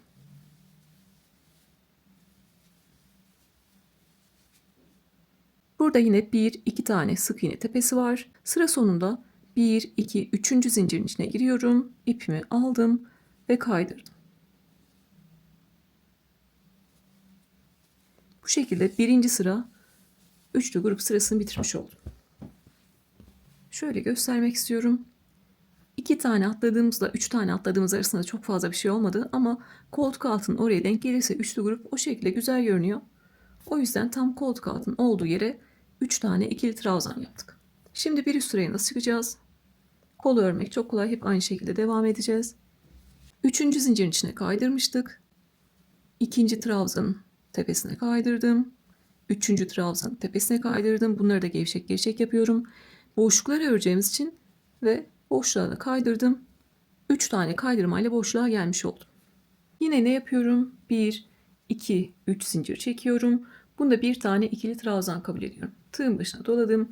Aynı yere 2 tane daha ikili trabzan yaparak zincirle beraber toplam 3 tane ikili trabzan yapmış oluyorum. Yapacağım işlem ne? Tığın başına dola, aradaki boşluğa 3 tane ikili trabzan yap. Üçlü grupların arasındaki boşluğu kullanacağız artık. İşimiz daha kolay. Tığın başına dola, aradaki boşluğa 3 tane ikili trabzan yap. Tığın başına dola, aradaki boşluğa 3 tane ikili trabzan yap. Bu şekilde. Sıra sonuna kadar aradaki boşluklara 3 tane ikili trabzan yapalım. Yine beraber bir üst sıraya çıkalım. Başlangıcı tekrar göstereyim. Sıra sonunu ve başlangıcı tekrar görün. Sonrasında kolu ne kadar öreceğiz ona karar verelim. En son bir tane boşluk kaldı. Oraya da 3 tane ikili trabzan yapıyorum. Son grubumda yaptım. Artık sıra sonunda 1, 2, 3. zincirin içine giriyorum. Yine V harfi şeklinde görünüyor. V harfinin ortasına battım. İpimi aldım ve kaydırdım. Bir üst sıraya nasıl çıkacağız? 2. trabzanın tepesine kaydırdım. 3. trabzanın tepesine kaydırdım. Gevşek gevşek ve boşluğa kaydırdım. Tekrar 1, 2, 3 zincir çekiyorum. Aynı yere 2 tane daha ikili trabzan yapıyorum. Sonra sırasıyla her bir boşluğa 3 tane ikili trabzan yapıyorum. Kolumuzu örmek bu kadar kolay. Üçlü gruplarla kolumuzu öreceğiz. Şimdi artık bunu ne kadar yapacağız? Çocuğun hırkasının kolunu ölçenler zaten kol ölçüsünü biliyorlar. Koltuk altından bileğe kadar. Ben de 1 yaşta kaçmış ona bakacağım şimdi. 1 yaş için koltuk altından bileğe kadar kaç santim olmalı dedim. Koltuk altından bileğe kadar 20-22 santimmiş. Omuzdan bileğe kadar yani omuzdan ölçerseniz 28-30 santimmiş. Tam otursun diyorsan 20 santim, rahat olsun diyorsan 22 santim diyor. Ben rahat olsun istiyorum. O zaman ne yapacağım? Koltuk altından bileğe kadar 22 santim olana kadar öreceğim. 1 yaş için. Siz de kendi çocuğunuz için bakıyorsunuz. Ona göre ilerliyorsunuz. Şimdi ben kol ağzında lastik öreceğim. Lastiği de zevkimize göre ince isteriz, kalın isteriz, ona göre öreceğiz. Şimdi benim ölçüm koltuk altından bileğe kadar 22 santim. Lastik kısmını 4 santim mi olsun istiyorum. O zaman 18 santim üçlü gruplarla öreceğim. Geri kalan 4 santimi lastikle öreceğim. Lastiği kısa olsun, böyle kol ağzı açık olsun, düz şekilde öreyim mi istiyorum. O zaman ne yapacağım? 2 santimlik istiyorsam 20 santim öreceğim. Üzerine 2 santimlik lastik ekleyeceğim. Düz bir lastik ekleyeceğim. Daha kısa bir lastik ekleyeceğim. Yani lastiğinizi ne kadar kalın istiyorsanız o kadar üçlü gruplarla devam ediyorsunuz. Sonrasını lastik olarak örüyorsunuz. Altıgen hırkalarda da bu şekilde yaptık biliyorsunuz. Şimdi üçlü gruplarla devam edelim. Siz evdeki hırkanızın kol lastiğini de düşünebilirsiniz. Oradakini ölçüp ona göre de yapabilirsiniz. Şimdi üçlü gruplarla devam edelim. Ben size ağzı açık şekilde kolu nasıl kullanabilirsiniz ya da daraltmayla nasıl kullanabilirsiniz onu anlatacağım. Siz kol ağzını kendi zevkinize göre yapacaksınız. Şimdi üçlü gruplarla ilerleyelim. Ben 18 santim olana kadar ilerleyeceğim. Zaten bu bir bebek hırkası. Çok fazla, mesela yetişkinlerde ben 10 santimlik lastik yapıyorum. Burada 4 santimlik bir lastik yapmayı düşünüyorum kabaca. O yüzden 18 santim olana kadar üçlü gruplarla öreceğim. Sonrasında artık size lastiği anlatacağım. Bir sıra sık iğne geçmiştik. Onun üzerine üçlü gruplarla örmeye başlamıştık. Benim ölçüm koltuk altından bileğe kadar 22 santimdi. 18 santimini üçlü gruplarla ördüm. Geri kalan kısmını lastik olarak örmek istiyorum. Aynı yetişkinlerde yaptığımız gibi. Yaklaşık 17,5-18 santim kadar örmüşüm. Kaç sıra olduğunu da söylemek istiyorum ama sıra sayısının bir önemi yok. Sizin elinizdeki ip tığ değişiktir. İpimiz tığımız aynı olsa bile elimizin sıkılığı, gevşekliği farklı olduğu için sıra sayımız değişebilir. Ben şu an sadece sıra olarak söylemek istiyorum. 1, 2, 3, 4, 5, 6, 7, 8, 9, 10, 11, 12, 13, 14, 15, 16, 17. 17 sıra örmüşüm ve yaklaşık 17,5-18 santimlik bir uzunluğa ulaşmışım. Sizin eliniz sıkıdır. Siz belki 20 sırada ulaşacaksınız. Sizin eliniz gevşektir. Siz belki 15 sırada ulaşacaksınız. Sıra sayısı değişebilir. Şimdi artık bunun üzerine lastik öreceğiz. Siz de kendi çocuğunuzda ne kadar lastik istediğinize karar vermiştiniz zaten. O kadar üçlü gruplarla devam ettiniz. Artık burada karar vereceğiniz şey, kol ağzınız bu şekilde geniş şekilde mi kalsın, böyle mi kalsın, yoksa daraltmayla yapın. Burada daraltmayla bir lastik mi örün? Öncelikle buna karar veriyorsunuz. Artık buradaki üçlü grup sırasından eminseniz, ben buradan sonra artık lastik öreceğim diyorsanız artık üçlü grup örmeyi bırakıyoruz. Üzerine bir sıra ikili trabzan geçeceğiz. Sonra lastik örmeyi göstereceğim. Sizin de artık üçlü grupları örmeyi bitirdiğinizi varsayıyorum ve artık bir sıra ikili trabzan geçiyoruz. Sıra sonunda en son 3. zincirin içine kaydırdım. Tekrar 1, 2, 3 zincir çekiyorum. Bunda bir tane ikili trabzan kabul ediyorum. Aşağıdaki her bir ikili trabzanın tepesine ikili trabzan yapacağım. Tığın başına doladım. Aşağıdaki ikili trabzanların her birinin tepesine sırasıyla ikili trabzan yapıyorum. Bir sıra ikili trabzan geçeceğiz. Onun üzerine artık lastik öreceğiz.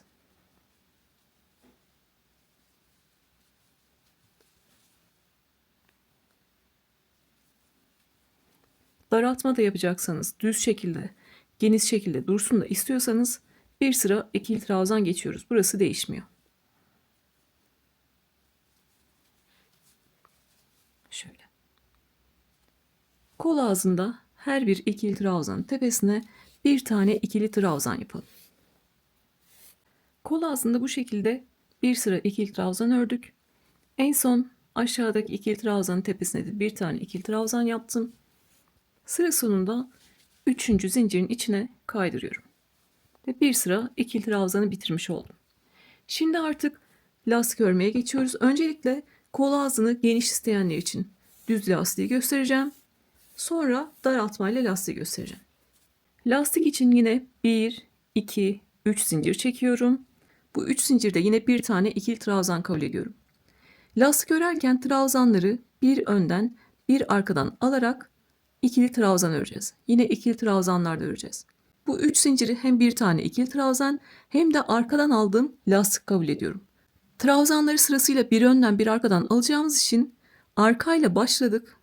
Arka lastikle başladık. Şimdi önle devam ediyorum.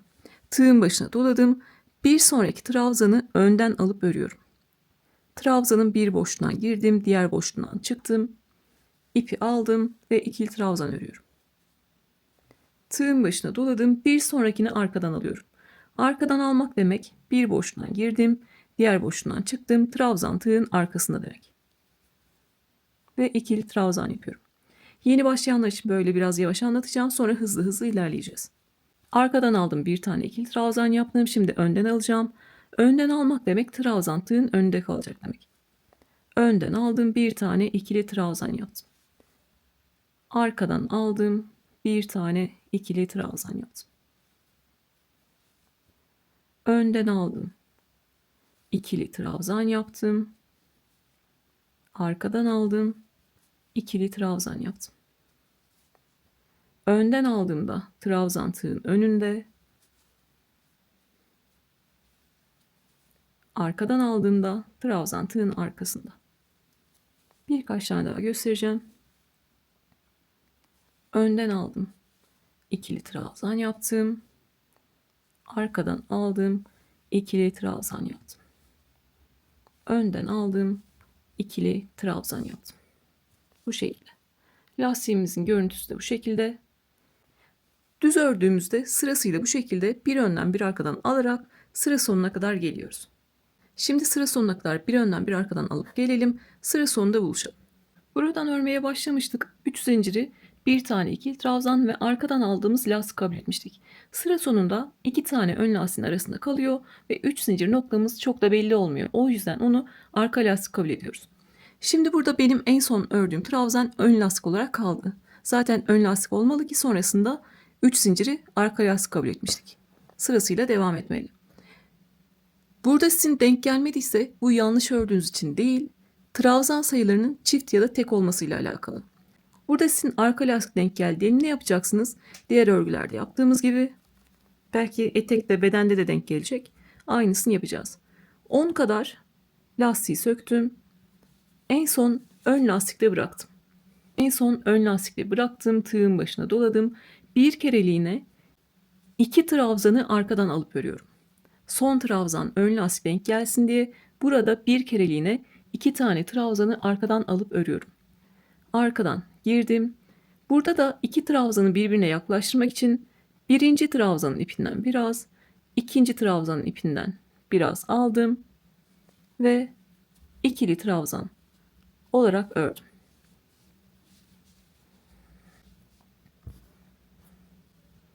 Tekrar ediyorum. Burada en son sizin arka lastik denk geldiyse 10 kadar lastiği söküyorsunuz. En son ön lastikle bırakıyorsunuz. Sonraki 2 trabzanı arkadan alıp örüyorsunuz. Bir kereliğine. Alırken de yine tekrar gösteriyorum. 2 trabzanı birbirine yaklaştırmak için birinin ipinden biraz, birinin ipinden biraz alıyorum ve bu şekilde ikili trabzan örüyorum. Sonra yine önden arkadan alarak örüyorum sırasıyla. En son aldığınız, en son ördüğünüz trabzanın artık ön lastik olarak kaldığını göreceksiniz. Denk gelmiyorsa bu şekilde yapıyorsunuz. Benimki denk gelmişti, yine sıra sonuna kadar örüyorum. Bu tüm örgülerde geçerli. Bunu yeleklerde de hırkalarda da yaptık biliyorsunuz. Bu sayılarla alakalı. Denk gelmiyorsa bu şekilde düzeltiyoruz. En son ön lastiği de ördüm. Siz de denk gelmediyse düzelterek devam ettiniz. En son trabzanı ön lastik olarak ördünüz. Üçüncü zincirin içine giriyorum ve kaydırıyorum. Gördüğünüz gibi buradaki kol ağzı geniş şekilde olmuş oldu. Aynı kolun genişliğinde. Siz bu şekilde istiyorsanız düz şekilde örüyorsunuz. Yine ne yapacağım ikinci sırada? Kaç sıra örersem öreyim artık değişmeyecek örüş şeklim. 1, 2, 3 zincir çekiyorum. Bunu arka lastik kabul ettim. Tığın başına doladım. İşim artık daha kolay. Önde olan lastiği önden alıp örüyorum. Arkada olan lastiği arkadan alıp örüyorum. Önde olan trabzanı önde aldım, ördüm. Arkada olan trabzanı arkadan aldım, ördüm. Önde olanı önden alıp örüyorum. Arkada olanı arkadan alıp örüyorum. Yeni başlayanlar için birkaç tane daha göstereceğim. Önde olan trabzan zaten örgünün ön tarafında duruyor. Arkada olan trabzan çukurda duruyor, arkada duruyor. Önde gördüğümü önden alıp örüyorum. Arkada gördüğümü arkadan alıp örüyorum. Bu şekilde. Lastiğimizi de ikili trabzanlarla örüyoruz.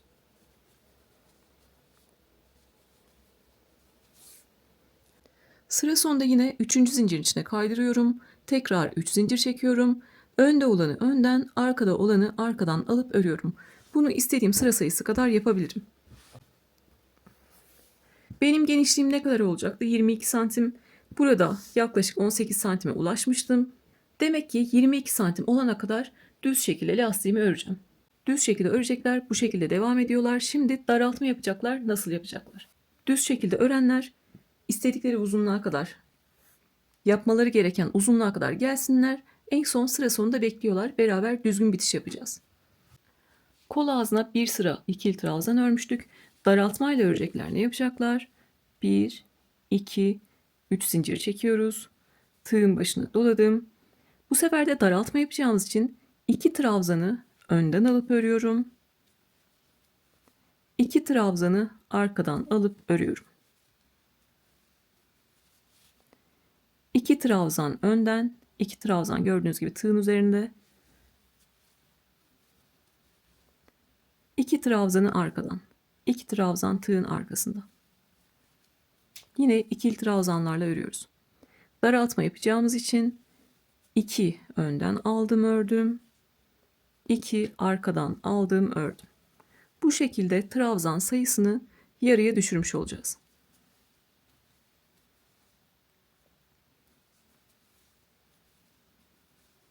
İkisini önden aldım ördüm. İkisini arkadan aldım ördüm. Çocuk altken hırkası anlatmıştım. Orada da daraltmayla yapmıştık. Onu şimdi size göstereceğim. Burada da kolda daraltmayla yaptık. Gördüğünüz gibi daraltmayla bu şekilde kol ağzında bir daralma görüntüsü var. Sonra üzerine yine bir önden bir arkadan alarak lastik örüyoruz. Bu görüntüyü isteyenler benimki gibi daraltmayla yapsınlar. İstemeyenler daha deminki gösterdiğim gibi düz şekilde örsünler. Bir önden bir arkadan alarak örsünler. Şimdi daraltma yaptığımız için yine devam ediyorum. En son 2 tane arkadan aldım. Şimdi 2 tane önden sırasıyla 2 tane arkadan alarak örüyorum. Sıra sonuna kadar 2 önden 2 arkadan alıyorum. Bu sefer tığın üzerinde 2 tane trabzan göreceğiz. En son yine önden alarak bitiriyoruz. 2 tanesini önden aldık. Burada arada bir tane trabzanım kaldı. Zaten arkadan alacağımız 2 tane trabzan olduğu için ona dokunmuyorum. Sizin burada hiç trabzan da kalmamış olabilir. Önemli değil. Direkt 3. zincirin içine kaydırıyorsunuz. Burada bir tane kalması kalmaması önemli değil. Yine sayılarla alakalı. En son 2 tane önden aldım. Sıra sonunda 3. zincirin içine kaydırıyorum. Daraltmayı bitirmiş olduk. Daraltmayı sadece bir sırada yapıyoruz. Onun üzerine yine düz örerken gösterdiğim gibi bir önden bir arkadan alarak örüyoruz. Aşağıda 2 tane trabzan görünüyor. Yukarıda bir tane trabzan görünüyor. 2'yi 1'e düşürmüş olduk. O yüzden bir önden bir arkadan alarak örmeye devam ediyoruz. 3. zincir içine kaydırdım. Tekrar 1, 2, 3 zincir çekiyorum. Bunu da arka lastik kabul ediyorum. Artık sırasıyla önde olanı önden aldım ördüm. Arkada olanı arkadan aldım ördüm. Bir önden bir arkadan alarak örmeye devam ediyorum. Bunu da yine ben 22 santime ulaşmam gerekiyor. 22 santime ulaşana kadar yapacağım lastiği. Siz de kaç santime ulaşmanız gerekiyorsa o kadar yapıyorsunuz. Bir önden aldım ördüm. Bir arkadan aldım ördüm. Artık kaç sıra örersek örelim. Aynı düz örerken yaptığımız gibi bir önden bir arkadan alarak öreceğiz. Düz örenler zaten yeteri kadar sıra ördüler. Orada bekliyorlar. Beraber sıra sonunda düzgün bir bitiş yapacağız. Düzgün bitişimiz daraltmada da normal düz şekilde örmede de değişmeyecek. Kol ağzımız bu şekilde. Bir sıra daraltma yaptık. Onun üzerine artık bir önden bir arkadan alarak istediğimiz kadar öreceğiz. Sıra sonunda en son önden aldıktan sonra 3. zincirin içine kaydırıyorum. Tekrar 1, 2, 3 zincir çektim. Önde olanı önden, arkada olanı arkadan alıp örüyorum. Düz örmekten farkımız kalmadı artık. Bu şekilde örüyoruz. Biz de sıra sonuna geleceğiz. 3. zincirin içine kaydıracağız. Tekrar 3 zincir çekip önde olanı önden, arkada olanı arkadan alıp öreceğiz.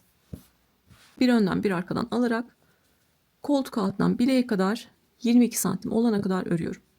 Koltuk altından bileğe kadar yaklaşık 21,5-22 santim olana kadar lastiğimi ördüm. Şimdi beraber bakalım. Burası bizim en son üçlü grup ördüğümüz yer. Görüyorsunuz zaten boşluklar var. Onun üzerine bir sıra ikili trabzan örmüştük. Sonra 2 önden 2 arkadan alarak daraltmamızı yaptık. Onun üzerine 1, 2, 3, 4 sıra bir önden bir arkadan alarak örmüşüm. Bunu sadece bilgi vermek için veriyorum. Sıra sayısı önemli değil. Siz kendi ölçünüze ulaşana kadar yapıyorsunuz. Düz ördünüz veya bu şekilde daraltmayla yaptınız. En son ön lastiği aldınız ve sıra sonunda düzgün bir bitiş yapıyoruz. Yeteri kadar ip bırakıp kesiyorum. Bir tane daha trabzan tepesi oluşturacağız. Biliyorsunuz zincir ve trabzan tepelerimiz V harfine benziyor. 3 zinciri atlıyorum. İlk ördüğüm ön lastiğin tepesine arkadan giriyorum. Daha küçük bir tığ numarası kullanıyorum. Ön lastiğin tepesine arkadan girdim. Kestiğim ipi aldım, örgünün arkasına çektim. Burada da en son ördüğüm ön lastik var. Onun sadece arka kanadına giriyorum. Örgünün arkasında olan kanada giriyorum. Yine ipi aldım, örgünün arkasına çektim. Gördüğünüz gibi bir tane daha V harfine benzeyen tepe oluşturmuş olduk. Bu oluşturduğumuz tepe de atladığımız 3 zincirin tepesi olmuş oldu. Tüm görünümü eşitlemiş olduk. Şimdi artık ipimi arkada gizleyebilirim. Düz de bittiyseniz, daraltmayla da yaptıysanız bu şekilde düzgün bitişle bitiriyoruz. Çok fazla çekiştirmiyorum ki orada oluşturduğum tepe daralmasın. Yine buraya bir zincirle sabitliyorum ve geri kalan ipi örgünün arkasına gizliyorum. Diğer kolun detayını vermek istiyorum. Ben onu sonra gizleyeceğim. Yeteri kadar gizleyince ipimi keseceğim. Bir tane kolu yaptık. Artık diğer kolu aynı sıra sayısını yapıyoruz. Burada bir sıra sık iğne geçmiştik. Onun üzerine 17 sıra üçlü grup ördüm. Ve üzerine bir sıra ikili trabzan yapıp lastik kısmını ördüm. Bu tarafta da aynı şeyi yapmak zorundayım. Siz de bir tarafta ne yapıyorsanız diğer tarafta da aynısını yapıyorsunuz. Büyüklerde normalde bir tane kolu ben önceden hazırlıyorum. Diğeri üzerinden anlatıyorum ama burada belki ilk defa bebeği olup ilk defa eline tığ ip alan arkadaşlar olabilir. O yüzden burada da başlangıcı göstermek istiyorum. Aklınıza soru işareti kalmasın. O şekilde örmeye devam edebilirsiniz. Zaten başını anlatacağım. Sık iğneyi anlatacağım. Sonra üçlü grupları anlatacağım. Sonrası zaten çok kolay. Birebir aynısını yapıyorsunuz. Zorlanabileceğiniz yerleri kesmek istemiyorum. Yine bir zincirle bir ilmek oluşturalım. Ve koldan bir sıra sık iğne geçelim. Tığa bir zincirle bir ilmek oluşturdum. Örgünün arka tarafına başlayalım. Yine sık iğne örmeye 3 zincir noktamız örgünün arkasında kalsın. Burası örgümüzün sırtı. Burası omzumuzun birleşim yeri. 3 zincir noktam bir sıralarda arkaya denk gelsin diye buradan başlamak istiyorum. Köşede 2 zincirlik boşluğumuz var. Onu atlıyorum. İlk trabzanın tepesine sık iğne yaparak başlıyorum. İlmekten kalan ipi de sık iğne örerken gizliyorum. Sık iğne için ne yapıyoruz? Tığın üzerindeki 2 ilmeği birlikte çekiyoruz. Sık iğne örmeyi öğrenmiştik zaten. Bu şekilde motifin sonuna kadar geliyoruz. Şöyle tekrar göstermek istiyorum. Diğer tarafta buradan başlamıştık. Biz bir üst sıralarda 3 zincir çektikçe bu şekilde devam etmişti. Burada da yine sırttan başlıyorum ama tepeden başlıyorum ki 3 zincir çektikçe 3 zincir noktam bu şekilde örgünün arkasında kalsın. Buradan sık iğne örmeye başladık. En son trabzanın üzerine bir tane sık iğne yaptım. Yine koltuk altının olduğu yerdeyiz. Köşeye bir tane sık iğne yapıyorum. Diğer tarafta ne yapmıştık? Bu şekilde 2 tane motifimiz var. Buradaki motifin köşesinin üstündeki kaydırma yerine batıp bir tane sık iğne yapacağım. Öncelikle bunu yapalım. Buradaki motifin 2 zincirlik köşe boşluğu var. Üzerindeki kaydırma yerine batıyorum. Birleştirme yerine batıyorum. Bir tane sık iğne yapıyorum. Buradaki motife geçtim. Köşe boşluğum var. Üzerindeki kaydırma yerine batıyorum. Kaydırma yerine motifleri birleştirirken yaptığımız kaydırmalar. Oraya da bir tane sık iğne yapıyorum. Sonra yine köşeye bir sık iğne ve trabzanların üzerine bir sık iğne olarak devam ediyorum. Diğer taraftan ayrıca farklı yaptığım hiçbir şey yok. Sadece arkaya denk gelsin diye 3 zincir noktaları, birini yukarıdan başladık, birini aşağıdan başladık. O da sağ sol farkı olduğu için. Yine birleşim yerine kadar çıkıyorum yukarı kadar. En son trabzanın üzerine bir tane sık iğne yaptım. Köşeye giriyorum. Bir tane sık iğne yapıyorum. İki motifin birleşim yeri de kaydırmalarımızda V harf şeklinde görünüyor. İlk V harfine giriyorum ortasına. Bir tane sık iğne yapıyorum.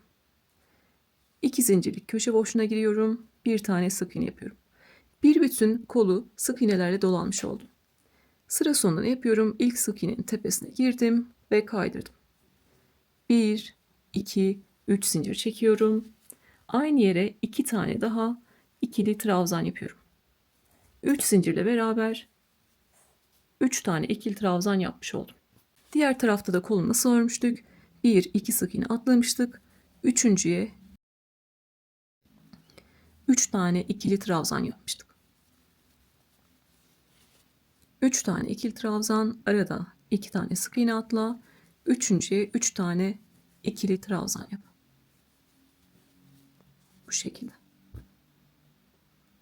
Burada dikkat edeceğimiz şey ne? İlk sıraya bakıyorum. Kaç tane üçlü grubum var? Şuna mesela bir tane işaretleyici takayım. Buradan başlayayım. 1, 2, 3, 4, 5, 6, 7, 8, 9, 10, 11, 12, 13, 14, 15, 16. 16 tane üçlü grubum var. Diğer tarafta da, şimdi ördüğümüz tarafta da 16 tane üçlü grup olmak zorunda. Az ya da fazla olursa kol genişliğimiz diğerinden farklı olur. Sık iğne çıkartırken bu tarafta nerelere battıysam bu tarafta da aynısına battım. Sık iğne sayılarımız eşit. Bu tarafta ne yapmıştık? Koltuk altında tam dikiş yerinin oraya gelen yere 3 tane ikili trabzan yapmıştım. 2 tane sık iğne atlamamıştım da 3 tane sık iğne atlamıştım. Burada da yine aynısını yapıyorum.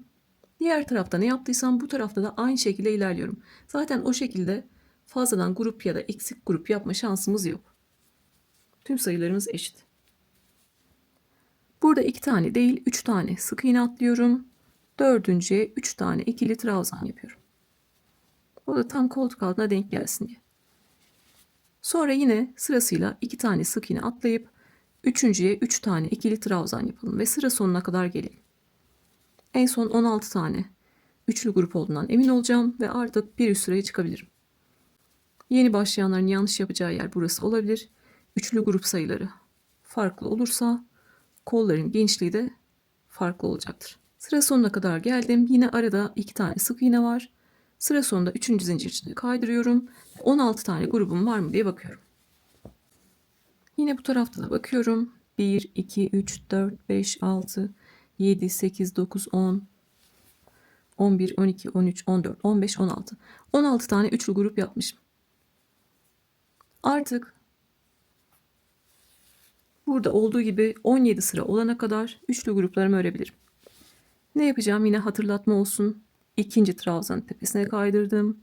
Üçüncü trabzanın tepesine kaydırdım. Ve boşluğa kaydırdım. 3 zincir çekiyorum. Ve aynı yere 2 tane daha ikili trabzan yapıyorum. Sonra sırasıyla aşağıdaki her bir boşluğa 3 tane ikili trabzan yapıyorum. Bu şekilde. Diğer tarafta detaylı göstermiştim. Daha hırkanın kendi ön lastiğini öreceğiz. Aynı şeylerle de vaktinizi almak istemiyorum. Burada kaç sıra üçlü grup ördüyseniz bu tarafta da o kadar üçlü grup örüyorsunuz. Sonra üzerine bir sıra ikili trabzan geçiyorsunuz. Bu tarafta kaç sıra lastik ördüyseniz düz şekilde o kadar lastik örüyorsunuz. Bir önden bir arkadan alarak ördüyseniz kaç sıra o kadar lastik örüyorsunuz. Daraltmayla mı yaptınız? Burada yaptığınız kadar lastik örüyorsunuz. Sıra sonunda yine düzgün bitişte bitiyorsunuz. Yani iki koldaki sayı eşit olacak. Bir tane kolu yaptıysanız diğer kolu da aynı şekilde yapıyorsunuz. Artık iki kolu da bitirdik. Şimdi sıra beden lastiğinde. Yine kollarda olduğu gibi bir sıra sık iğne ile örgümüzü düzeltelim. Birleşim yerlerini düzeltelim. Sonra onun üzerine artık bir sıra ikili trabzan örüp sonra lastiğimizi örebiliriz. Zaten çok büyük bir lastik örmeyeceğiz. Fazla lastik örmeyeceğiz. Yine bir zincirle bir ilmek oluşturuyorum. Örgünün arkasına başlıyorum. Lastikteki 3 zincir noktası örgünün arkasına denk gelsin diye. Böyle koltuk altında arkadan bir yerden başlıyorum. Buradaki en son trabzanın üzerinden başlayabilirim. Trabzanın üzerine bir sık iğne, köşe boşluğuna bir sık iğne, tam birleşim yerinin ortasına V harfinin ortasına bir sık iğne ve köşeye bir sık iğne yapıyorum. Sonra trabzanların her birinin üzerine sık iğne örerek devam ediyorum. Bu şekilde.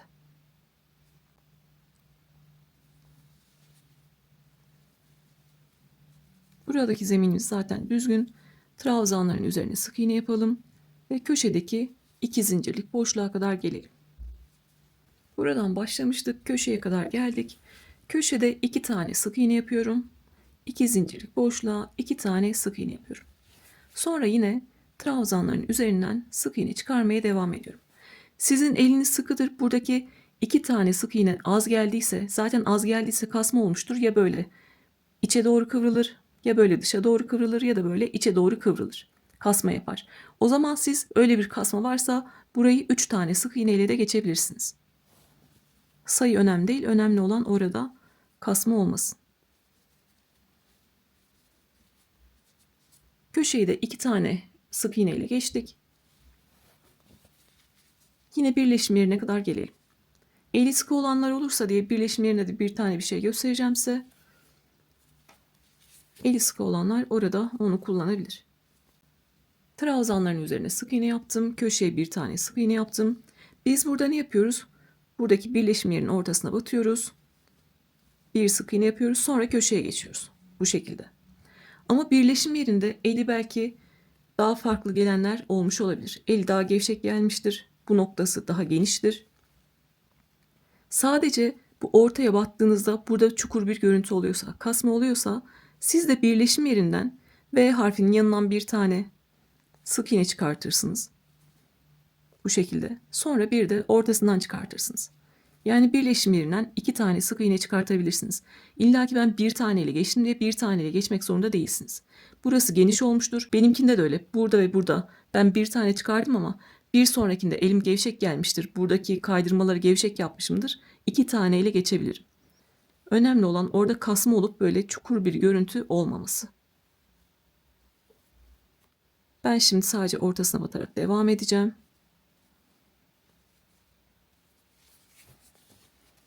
Köşeye bir sık iğne yaptım. Yine trabzanların üzerinden sık iğne çıkarmaya devam ediyorum. Bu şekilde. Buradaki trabzanların tepesinden sık iğne çıkaracağız. 2 zincirlik boşluğa 2 tane sık iğne yapacağız. Köşede dediğim gibi sizde kasma oluyorsa 3 tane ile geçebilirsiniz. İçe ya da dışa kıvrılıyorsa siz yaptıktan sonra kasma varsa 3 tane ile geçebilirsiniz. Yine trabzanların üzerine sık iğne yaparak ilerleyelim ve buradaki birleşim yerine kadar gelelim. Orayı da beraber geçelim. Sık iğnelerle devam ettim. Köşeye 2 tane sık iğne yaptım. Burada kolda hatırlatmıştım ama burada da söylemek istiyorum. Eliniz sıkıysa siz buradaki sık iğneleri de muhtemelen sıkı yapacaksınızdır. O zaman 2.75 ile değil de 3 milimle yapın. Ya da elinizdeki 3 milimse 3.25 ile yapın. Eli sıkı olan arkadaşlar kendi örgüsünde görecektir zaten. Başka tığ numaranız da yoksa lütfen gevşek gevşek örün. Yoksa bu sık iğneler kasma yapacaktır. En son trabzanın üzerine de bir tane sık iğne yaptım. Buradaki birleşim yerine geldim. Kaydırma yerine geldim. En son kaydırmanın ortasına batıyorum. V harfinin ortasına batıyorum. Bir tane sık iğne yapıyorum. Sonra yine trabzanların üzerine sık iğne yapmaya devam ediyorum. Değişen bir şey yok. Sadece buradaki kaydırma yerine bir tane sık iğne yapmış olduk. Burada kavis vermiş olduk. Enseyi bu şekilde düzeltelim. Üzerine yaptığımız lastik de ona göre güzel olsun. Trabzanların üzerine sık iğne yapıyorum. Köşeye bir tane sık iğne yaptım. Ben yine burada gördüğünüz gibi herhangi bir genişlik yok. Sağında solunda boşluk yok. Ortasına batacağım. Bir tane sık iğne yapıp sonrasına devam edeceğim. Sizin eliniz gevşek geldiyse 2 tane ile geçebilirsiniz. Birleştirme yerinin, iki motifin birleştirme yerinin tam ortasına battım. V harfinin ortasına battım. Bir tane sık iğne yaptım. Sonra köşe boşluğuna bir tane sık iğne ve trabzanların üzerine bir tane sık iğne yapıyorum. Yine buradaki birleştirme yerini beraber geçelim. Sık iğne normalde de bizim örgü bitişlerinde toparlama yapmak için kullandığımız bir yöntem. Sıkı yaparsanız kasma olacaktır. En son trabzanın üzerinde bir tane sık iğne yaptım. Buradaki birleştirme yerine giriyorum. En son V harfinin ortasına battım. Bir tane sık iğne yaptım. Yine sırasıyla trabzanların tepesine bir tane sık iğne yapıyorum.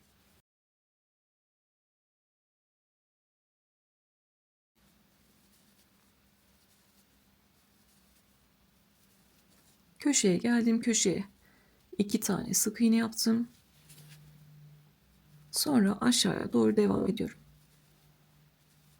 Bu şekilde. Siz eliniz sıkıysa 3 tane ile geçebilirsiniz. Şu andaki haliyle bile bu tarafla bu tarafın farkını görebilirsiniz. Dediğim gibi biz bu tekniği bitişlerde kullanıyoruz, örgülerin bitişinde daha düzgün böyle muntazam durması için.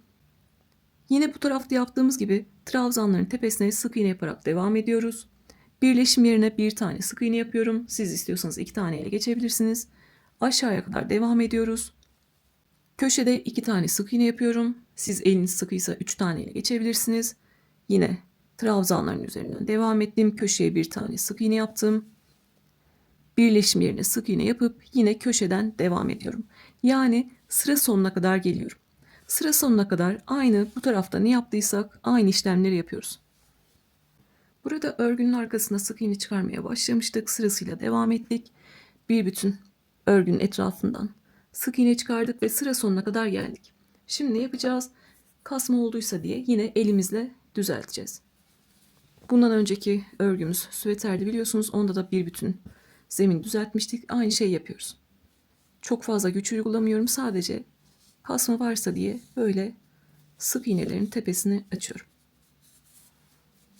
Elimizle aslında el ütüsü yapıyoruz. Dediğim gibi çok büyük bir güç uygulamıyorum. Örgünün yapısını bozmuyorum. Sadece sık iğnelerin tepesini açıyorum. Bu şekilde. Şimdi bir sıra sık iğne geçtik. Üzerine bir sıra ikili trabzan yapacağız ve sonrasında lastik öreceğiz. Bazen arkadaşlar ben bu lastik görüntüsünü sevmiyorum, yapmak istemiyorum, ne yapabilirim diye soruyorlar. O zaman siz de istediğiniz kadar ikili trabzanlarla örersiniz. Düz şekilde yaparsınız. Yani lastik görünüm vermek zorunda değilsiniz. İkili trabzanlarla örersiniz ve o şekilde yapabilirsiniz. Burada en son trabzanın üzerine de sık iğne yaptım. İlk yaptığım sık iğnenin tepesine kaydırıyorum. Ve ikili trabzan örmeye başlıyorum. 1, 2, 3 zincir çektim. Bunda bir tane ikili trabzan kabul ettim. Aşağıda gördüğüm her bir sık iğnenin tepesine ikili trabzan yapacağım. Burada işimiz çok kolay. Her bir sık iğnenin tepesine ikili trabzan yapıyorum. Köşeye kadar geldik. Köşede 2 tane sık iğnemiz var görüyorsunuz. Burada ben 2 tane sık iğnenin tepesine birer tane ikili trabzan yaparak geçsem kasma olacak. Onu size göstereyim şöyle. Her birinin tepesine bir tane ikili trabzan yaparak ilerliyorum şu an. Gördüğünüz gibi size daha demin anlattığım şey oldu. Sık iğne yaparken az yaparsanız böyle kıvrılır demiştim. Burada da köşelerde her birinin üzerine birer tane ikili trabzan yaparsak bu şekilde örgümüz kıvrılacak. O yüzden burayı nasıl geçiyorum?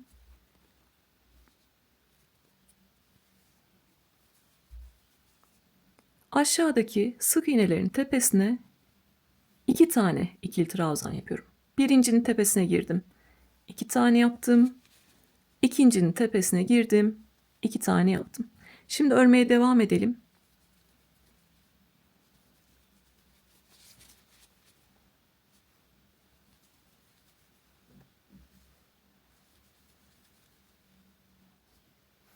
Şöyle daha net görünecek. Gördüğünüz gibi daha demin bir taneli geçtiğinde bu şekilde kıvrılırken şimdi her birinin üzerine 2 tane yaptığımda düzgün bir şekilde kavisini aldı ve yukarı doğru kıvrılmadan devam etti. Siz 3 tane yaptıysanız onların da tepesine sırayla her birine 2 tane yapıyorsunuz. Yani köşede kaç tane sık iğneniz varsa onlara 2'şer tane yapın ki böyle güzel bir kavis alsın.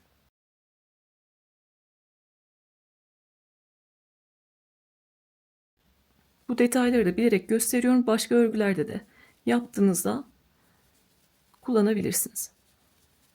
Trabzan tepelerini açıyorum ve düzeltilmiş haliyle bu şekilde görünüyor. Şimdi yukarı kadar devam edelim. Köşeye kadar yine gelelim. Burayı beraber geçelim. Köşeye kadar geldim. Yine burayı beraber geçeceğiz. Yine bir tane detay söylemek istiyorum. Benim elim gevşek olduğu halde gördüğünüz gibi burada bir kasma var. Düzelttiğim yerle burası arasında fark var. Bunun tek sebebi trabzan tepelerinin açılmamış olması. Daha demin sık iğne tepelerini açtığımız gibi trabzan tepelerini bu şekilde açıyorum. Ve örgümü düzeltiyorum. Köşeye kadar geldim. Köşede 2 tane sık iğnem var. Ne yapacağım? Her birinin tepesine 2 tane yapacağım. Birinci sık iğnenin tepesine girdim. 1, 2 tane trabzan yaptım. İkinci sık iğnenin tepesine girdim. 1, 2 tane trabzan yaptım. Sonra sırasıyla devam ediyorum. Burada zaten biz kavisimizi vermiştik biliyorsunuz. Tam ortasına batarak birleşim yerinin. Burada da sırasıyla ilerliyorum.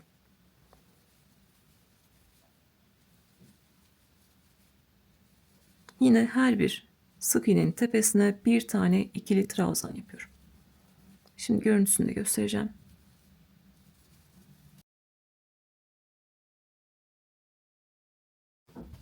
Gördüğünüz gibi herhangi bir üst üste binme yok. Bu şekilde yapıyoruz. Lastik görmek istemeyenler bunun üzerine bir sıra daha ikili trabzan geçecekler. Onların görüntüsü de bu şekilde olacak. Şimdi yapacağımız işlemle her bir sık iğnenin tepesine ikili trabzan yapıyoruz. Köşelerdeki sık iğnelerin tepesine her birine 2 tane ikili trabzan yapıyoruz. Burada da bu şekilde, burada da bu şekilde ve sıra sonuna kadar geliyoruz. Sıra sonuna kadar ikili trabzan örerek geliyoruz. Sıra sonuna kadar ikili trabzanlarla geldim ve artık lastik örmeye başlıyoruz. Çok fazla lastik örmeyeceğiz burada. Yine sıra sonunda 3. zincirin içine kaydırıyorum. Kolda lastik gördüğümüz gibi 1, 2, 3 zincir çektim. Bunu da arka lastik kabul ediyorum. Tığın başına doladım. Sırasıyla bir önden alıp ikili trabzan yaptım. Bir arkadan alıp ikili trabzan yaptım. Düz şekilde örüyoruz. Bir önden aldım, ikili trabzan yaptım. Bir arkadan aldım, ikili trabzan yaptım. Bu şekilde bir önden bir arkadan alarak ikili trabzan yapıyoruz. Artık sırasıyla ne denk geldiyse etek ucunda da aynı şekilde, burada da aynı şekilde sırasıyla ne denk geldiyse bir önden bir arkadan alarak örüyoruz. Bu sırada ilik açmayı da göstereceğim. İsteyenler o şekilde kullanabilir. İlik açmayacak olanlar sıra sonuna kadar bir önden bir arkadan alarak geliyorlar. Buradan başladık. Sırasıyla bir önden bir arkadan alarak devam ettim. Köşede de değişen hiçbir şey yok. Sırasıyla ne denk geliyorsa bir önden bir arkadan alarak örüyorum. Bu şekilde lastik tepelerini açıyorum. Çok fazla çekiştirmiyorum. Sadece elimle düzeltiyorum. Gördüğünüz gibi zaten burada biz kavisimizi vermiştik. 2 tane yaparak oradaki kasmayı düzeltmiştik. Lastiğimiz de o şekilde düzgün görünüyor. Şimdi artık ilik açmak istiyoruz diyelim. Siz nerede ilik açmak istiyorsanız en son ön lastiği örüp bırakıyorsunuz. Ben burada ilik açmak istiyorum. O yüzden ne yapacağım? En son ön lastikle bırakıyorum. Önden aldım, ördüm. Arada bir zincir çekiyorum. Tığın başına doladım. Bir tane ikili trabzan atlayıp ikincisini önden alarak örüyorum. Bu şekilde. En son ön lastiğimi ördüm. Arada bir zincir çektim. Bir tane ikili trabzan atlayıp ikinci trabzanı önden alarak ördüm. Ön lastik olarak ördüm. Bu atladığımız ikili trabzanı da arka lastik olarak kabul ediyoruz. O yüzden bir sonrakine ön lastik olarak başladık. Gördüğünüz gibi bir zincirlik bir ilik oluşturmuş olduk. Düğme yeri oluşturmuş olduk. Şimdi en son ön lastik yapmıştım. Bir sonraki açacağım yere kadar önden arkadan ne geliyorsa örmeye devam ediyorum. Sırasıyla bir önden bir arkadan, bir önden bir arkadan devam ediyorum. Bu şekilde. En son ön lastik yapmıştık. Arka, ön, arka, ön bu şekilde bir sonraki ilik açacağım yere kadar devam ediyorum. Orayı da siz karar veriyorsunuz. Nereye açmak istiyorsanız, kaç tane açmak istiyorsanız hep aynı işlemi yapacağız. Buraya bir tane yapmıştık. Bir tane daha yapmak istiyorum. Siz de istediğiniz yere geldiniz. Oraya ilk açacaksınız. En son ön lastiği yaptınız. Arada bir zincir çekiyoruz. Tığın başına doladık. Bir tane trabzan atlayıp ikincisini ön lastik olarak örüyoruz. Atladığımız ikili trabzanı da arka lastik kabul ediyoruz. Bu şekilde bir tane daha açmış olduk. Sonra yine bir sonrakini arkadan, bir sonrakini önden olarak devam ediyorum. İliğimizi de bu şekilde açıyoruz. İstediğiniz yerde bunu yapabilirsiniz.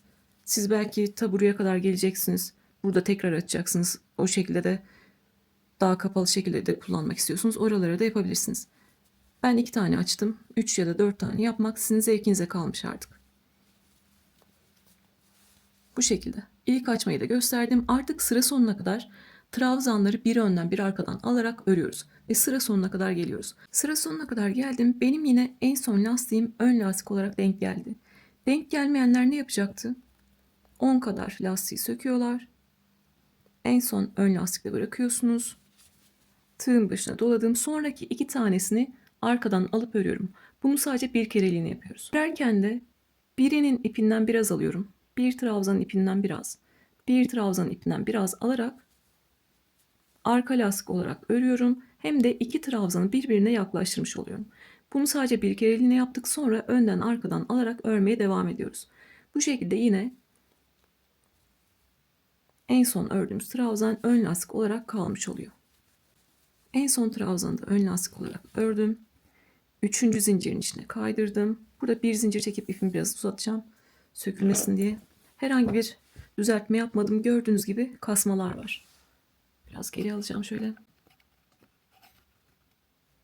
Gördüğünüz gibi kasmalar var. Bunu nasıl düzelteceğiz? Buradan başlıyorum. Çok fazla güç uygulamadan elimle düzeltiyorum. Yapacağımız işlem sadece bu.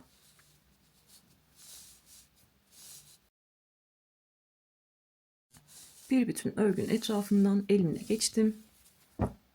Bu şekilde gördüğünüz gibi. Burada ilik açmıştık, üst üste gelecek. Siz diktiğinizde onları birbirine geçirebileceksiniz. Şimdi artık en son sıradayız. Artık örgümüzü bitireceğiz. Yine bir önden bir arkadan alarak sıra sonuna kadar geleceğim. En son düzgün bir bitişle örgümü bitireceğim ve hırkamızın bilgilerine bakacağız. Sizin çocuğunuz büyük olabilir. O zaman lastik görüntüsünün daha fazla olmasını istiyorsanız istediğiniz kadar bir önden bir arkadan alarak örebilirsiniz. Tamam dediğiniz noktada yine çocuğunuzun üzerine geçirin. Bu lastik kalınlığı bana yeter dediğiniz noktada yine sıra sonunda buluşuyoruz ve düzgün bitişle bitiyoruz. Her aşamada çocuğumuzun üzerine ölçerek ilerliyoruz. Bir zincir çekmiştim zaten. Üzerine 2, 3. zincir çektim. Bir önden bir arkadan alarak örüyorum. Değişen hiçbir şey yok.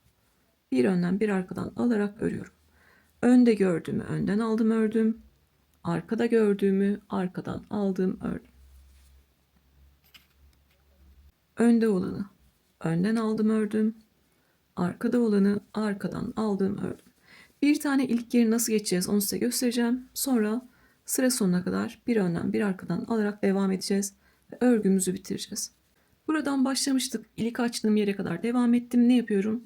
Elimle trabzan tepelerini açarak düzeltiyorum.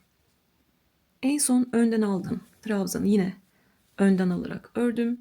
Buradaki bir zincirlik boşluktayız. Bir zincir çekmiştik. Oraya ne yapıyorum? Bir tane ikili trabzan yapıyorum. Boşluğa giriyorum. Bir tane ikili trabzan yapıyorum. Sonra yine bir önden bir arkadan alarak örmeye devam ediyorum. Şimdi görüntüsünü de göstereceğim. Boşluğa bir tane ikili trabzan yaptık. Ve yine bir önden bir arkadan alarak örmeye devam ettik. Şöyle elimi arkasına koyuyorum daha net görebilmeniz için. İlik açtığım yer burası. Bir zincirlik boşluğumuz vardı. Buraya girdik. Bir tane ikili trabzan yaptık. Gördüğünüz gibi sonrasında ön lastikle devam ettik. Yaptığımız ikili trabzan da arka lastik olarak kalmış oldu. Burası da arka lastik oldu. Tüm görünümümüz eşit.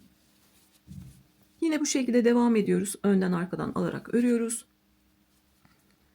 En son yine önden alıp bir tane ikili trabzan yapıyoruz. Bir zincirlik boşluğa bir tane ikili trabzan yapıyoruz. Boşluğa giriyoruz. Bir tane ikili trabzan yapıyoruz. O da arka lastik olmuş oluyor. Sonra yine bir önden bir arkadan alarak örüyoruz. Sıra sonuna kadar bir önden bir arkadan alarak gelelim. Yine örgümüzü en son beraber düzeltelim ve düzgün bitişte bitirelim.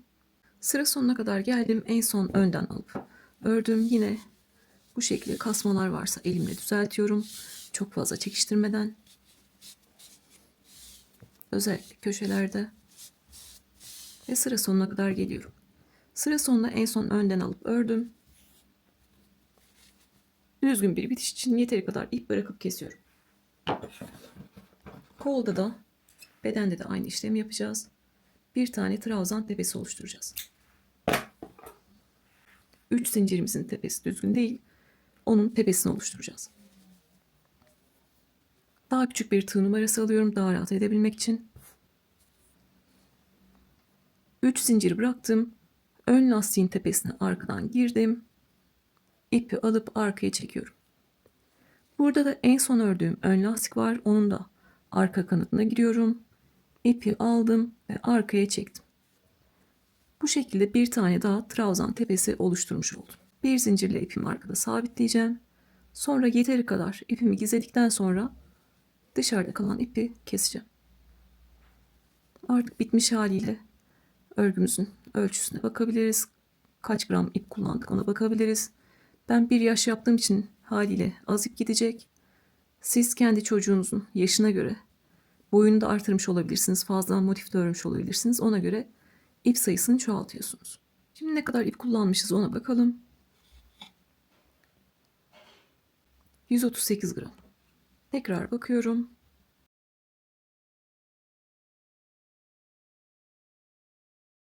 Yaklaşık 140 gram kadar. Bir tane Alize Cotton Gold 100 gram. Yani yaklaşık bir tane bebek hırkası için 2 tane Alize Cotton Gold bile kullanmamışız. Renkli iplerden 40 gram kadar gitse bir yumak kadar Alize Cotton Gold'un 62 numarasını kullandığımızı söyleyebilirim. Şimdi beden genişliğine bakalım. Öncelikle hırkamızın beden genişliğine bakalım. Beden genişliği yaklaşık 26 santim. Biliyorsunuz benim motiflerim 12,5 santim olmuştu. Ama biz el örgüsü yapıyoruz. Bizler makine değiliz. Biri 12,5 olmuştur. Biri 12,8 olmuştur. Biri 12,7 olmuştur. Biri 12,4 olmuştur. Yani bu değişebilir. 8 tane motifimiz var. Bu değişebilir. Biz iç kanatları alarak birleştirmiştik. Oradan da bir birleştirme payımız var. Esneme payımız var. Gördüğünüz gibi tekrar bakalım.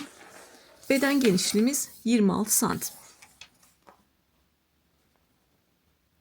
Şu anki örülmüş haliyle 26 santim. Şu an düzleştirmemiş haliyle böyle. Kesinlikle ütü değdirmiyoruz. Uzaktan buhar verebiliriz. Üzerine kalın bir örtüyle düşük ısıda ütüleyebiliriz. Benim kalın minderlerim var. Minderlerin altına koyuyorum. Siz de annelerimizin usulüyle böyle halının altına temiz bir bezin içinde koyabilirsiniz. O şekilde düzleştirebilirsiniz. O düzleştirme ile beraber de yine yarım santim kadar gelecektir. Şu an dediğim gibi herhangi bir düzleştirme yapmadık. O baskının altında da yine bir belki yarım santim gelecektir. Ben bir yaş hırkasına göre yaptım. Biliyorsunuz 6 yaşa kadar ölçüler çıkardım. Aynı yapay zekadan benim çıkardığım gibi, Google'dan istediğim gibi sizin çocuklarınız da 6 yaş ve üzeri ise yine videonun içerisinde gösterdiğim gibi o şekilde yardım alabilirsiniz. Bir de boyuna bakalım. Boyu da yaklaşık 28 santim. Zaten kolu kendimiz bilerek yapmıştık. Koltuk altından bileğe kadar 22 santim. Hırka ile ilgili elimden geldiğince tüm bildiklerimi söylemeye çalıştım, anlatmaya çalıştım. Keyif alarak anlattım. Umarım siz de keyif alarak örersiniz ya da satıp gelir elde edersiniz. Yeni anne olacaklar da umarım sağlıcakla çocuklarına kavuşurlar. Aklınıza takılan her soruyu sorabilirsiniz. Örgülerinizi Instagram'dan fotoğraflı olarak atabilirsiniz. O şekilde yardım isteyebilirsiniz ya da YouTube'da yorumlara yazabilirsiniz. Bu şekilde örgülerin devamlı gelsin istiyorsanız kanalıma ücretsiz şekilde abone olabilirsiniz. Beğenilerinizle, yorumlarınızla destek olabilirsiniz. Bir sonraki videoda aynı hırkanın motifleriyle yelek öreceğiz. Yelek yapımında buluşmak üzere. Kendinize iyi bakın.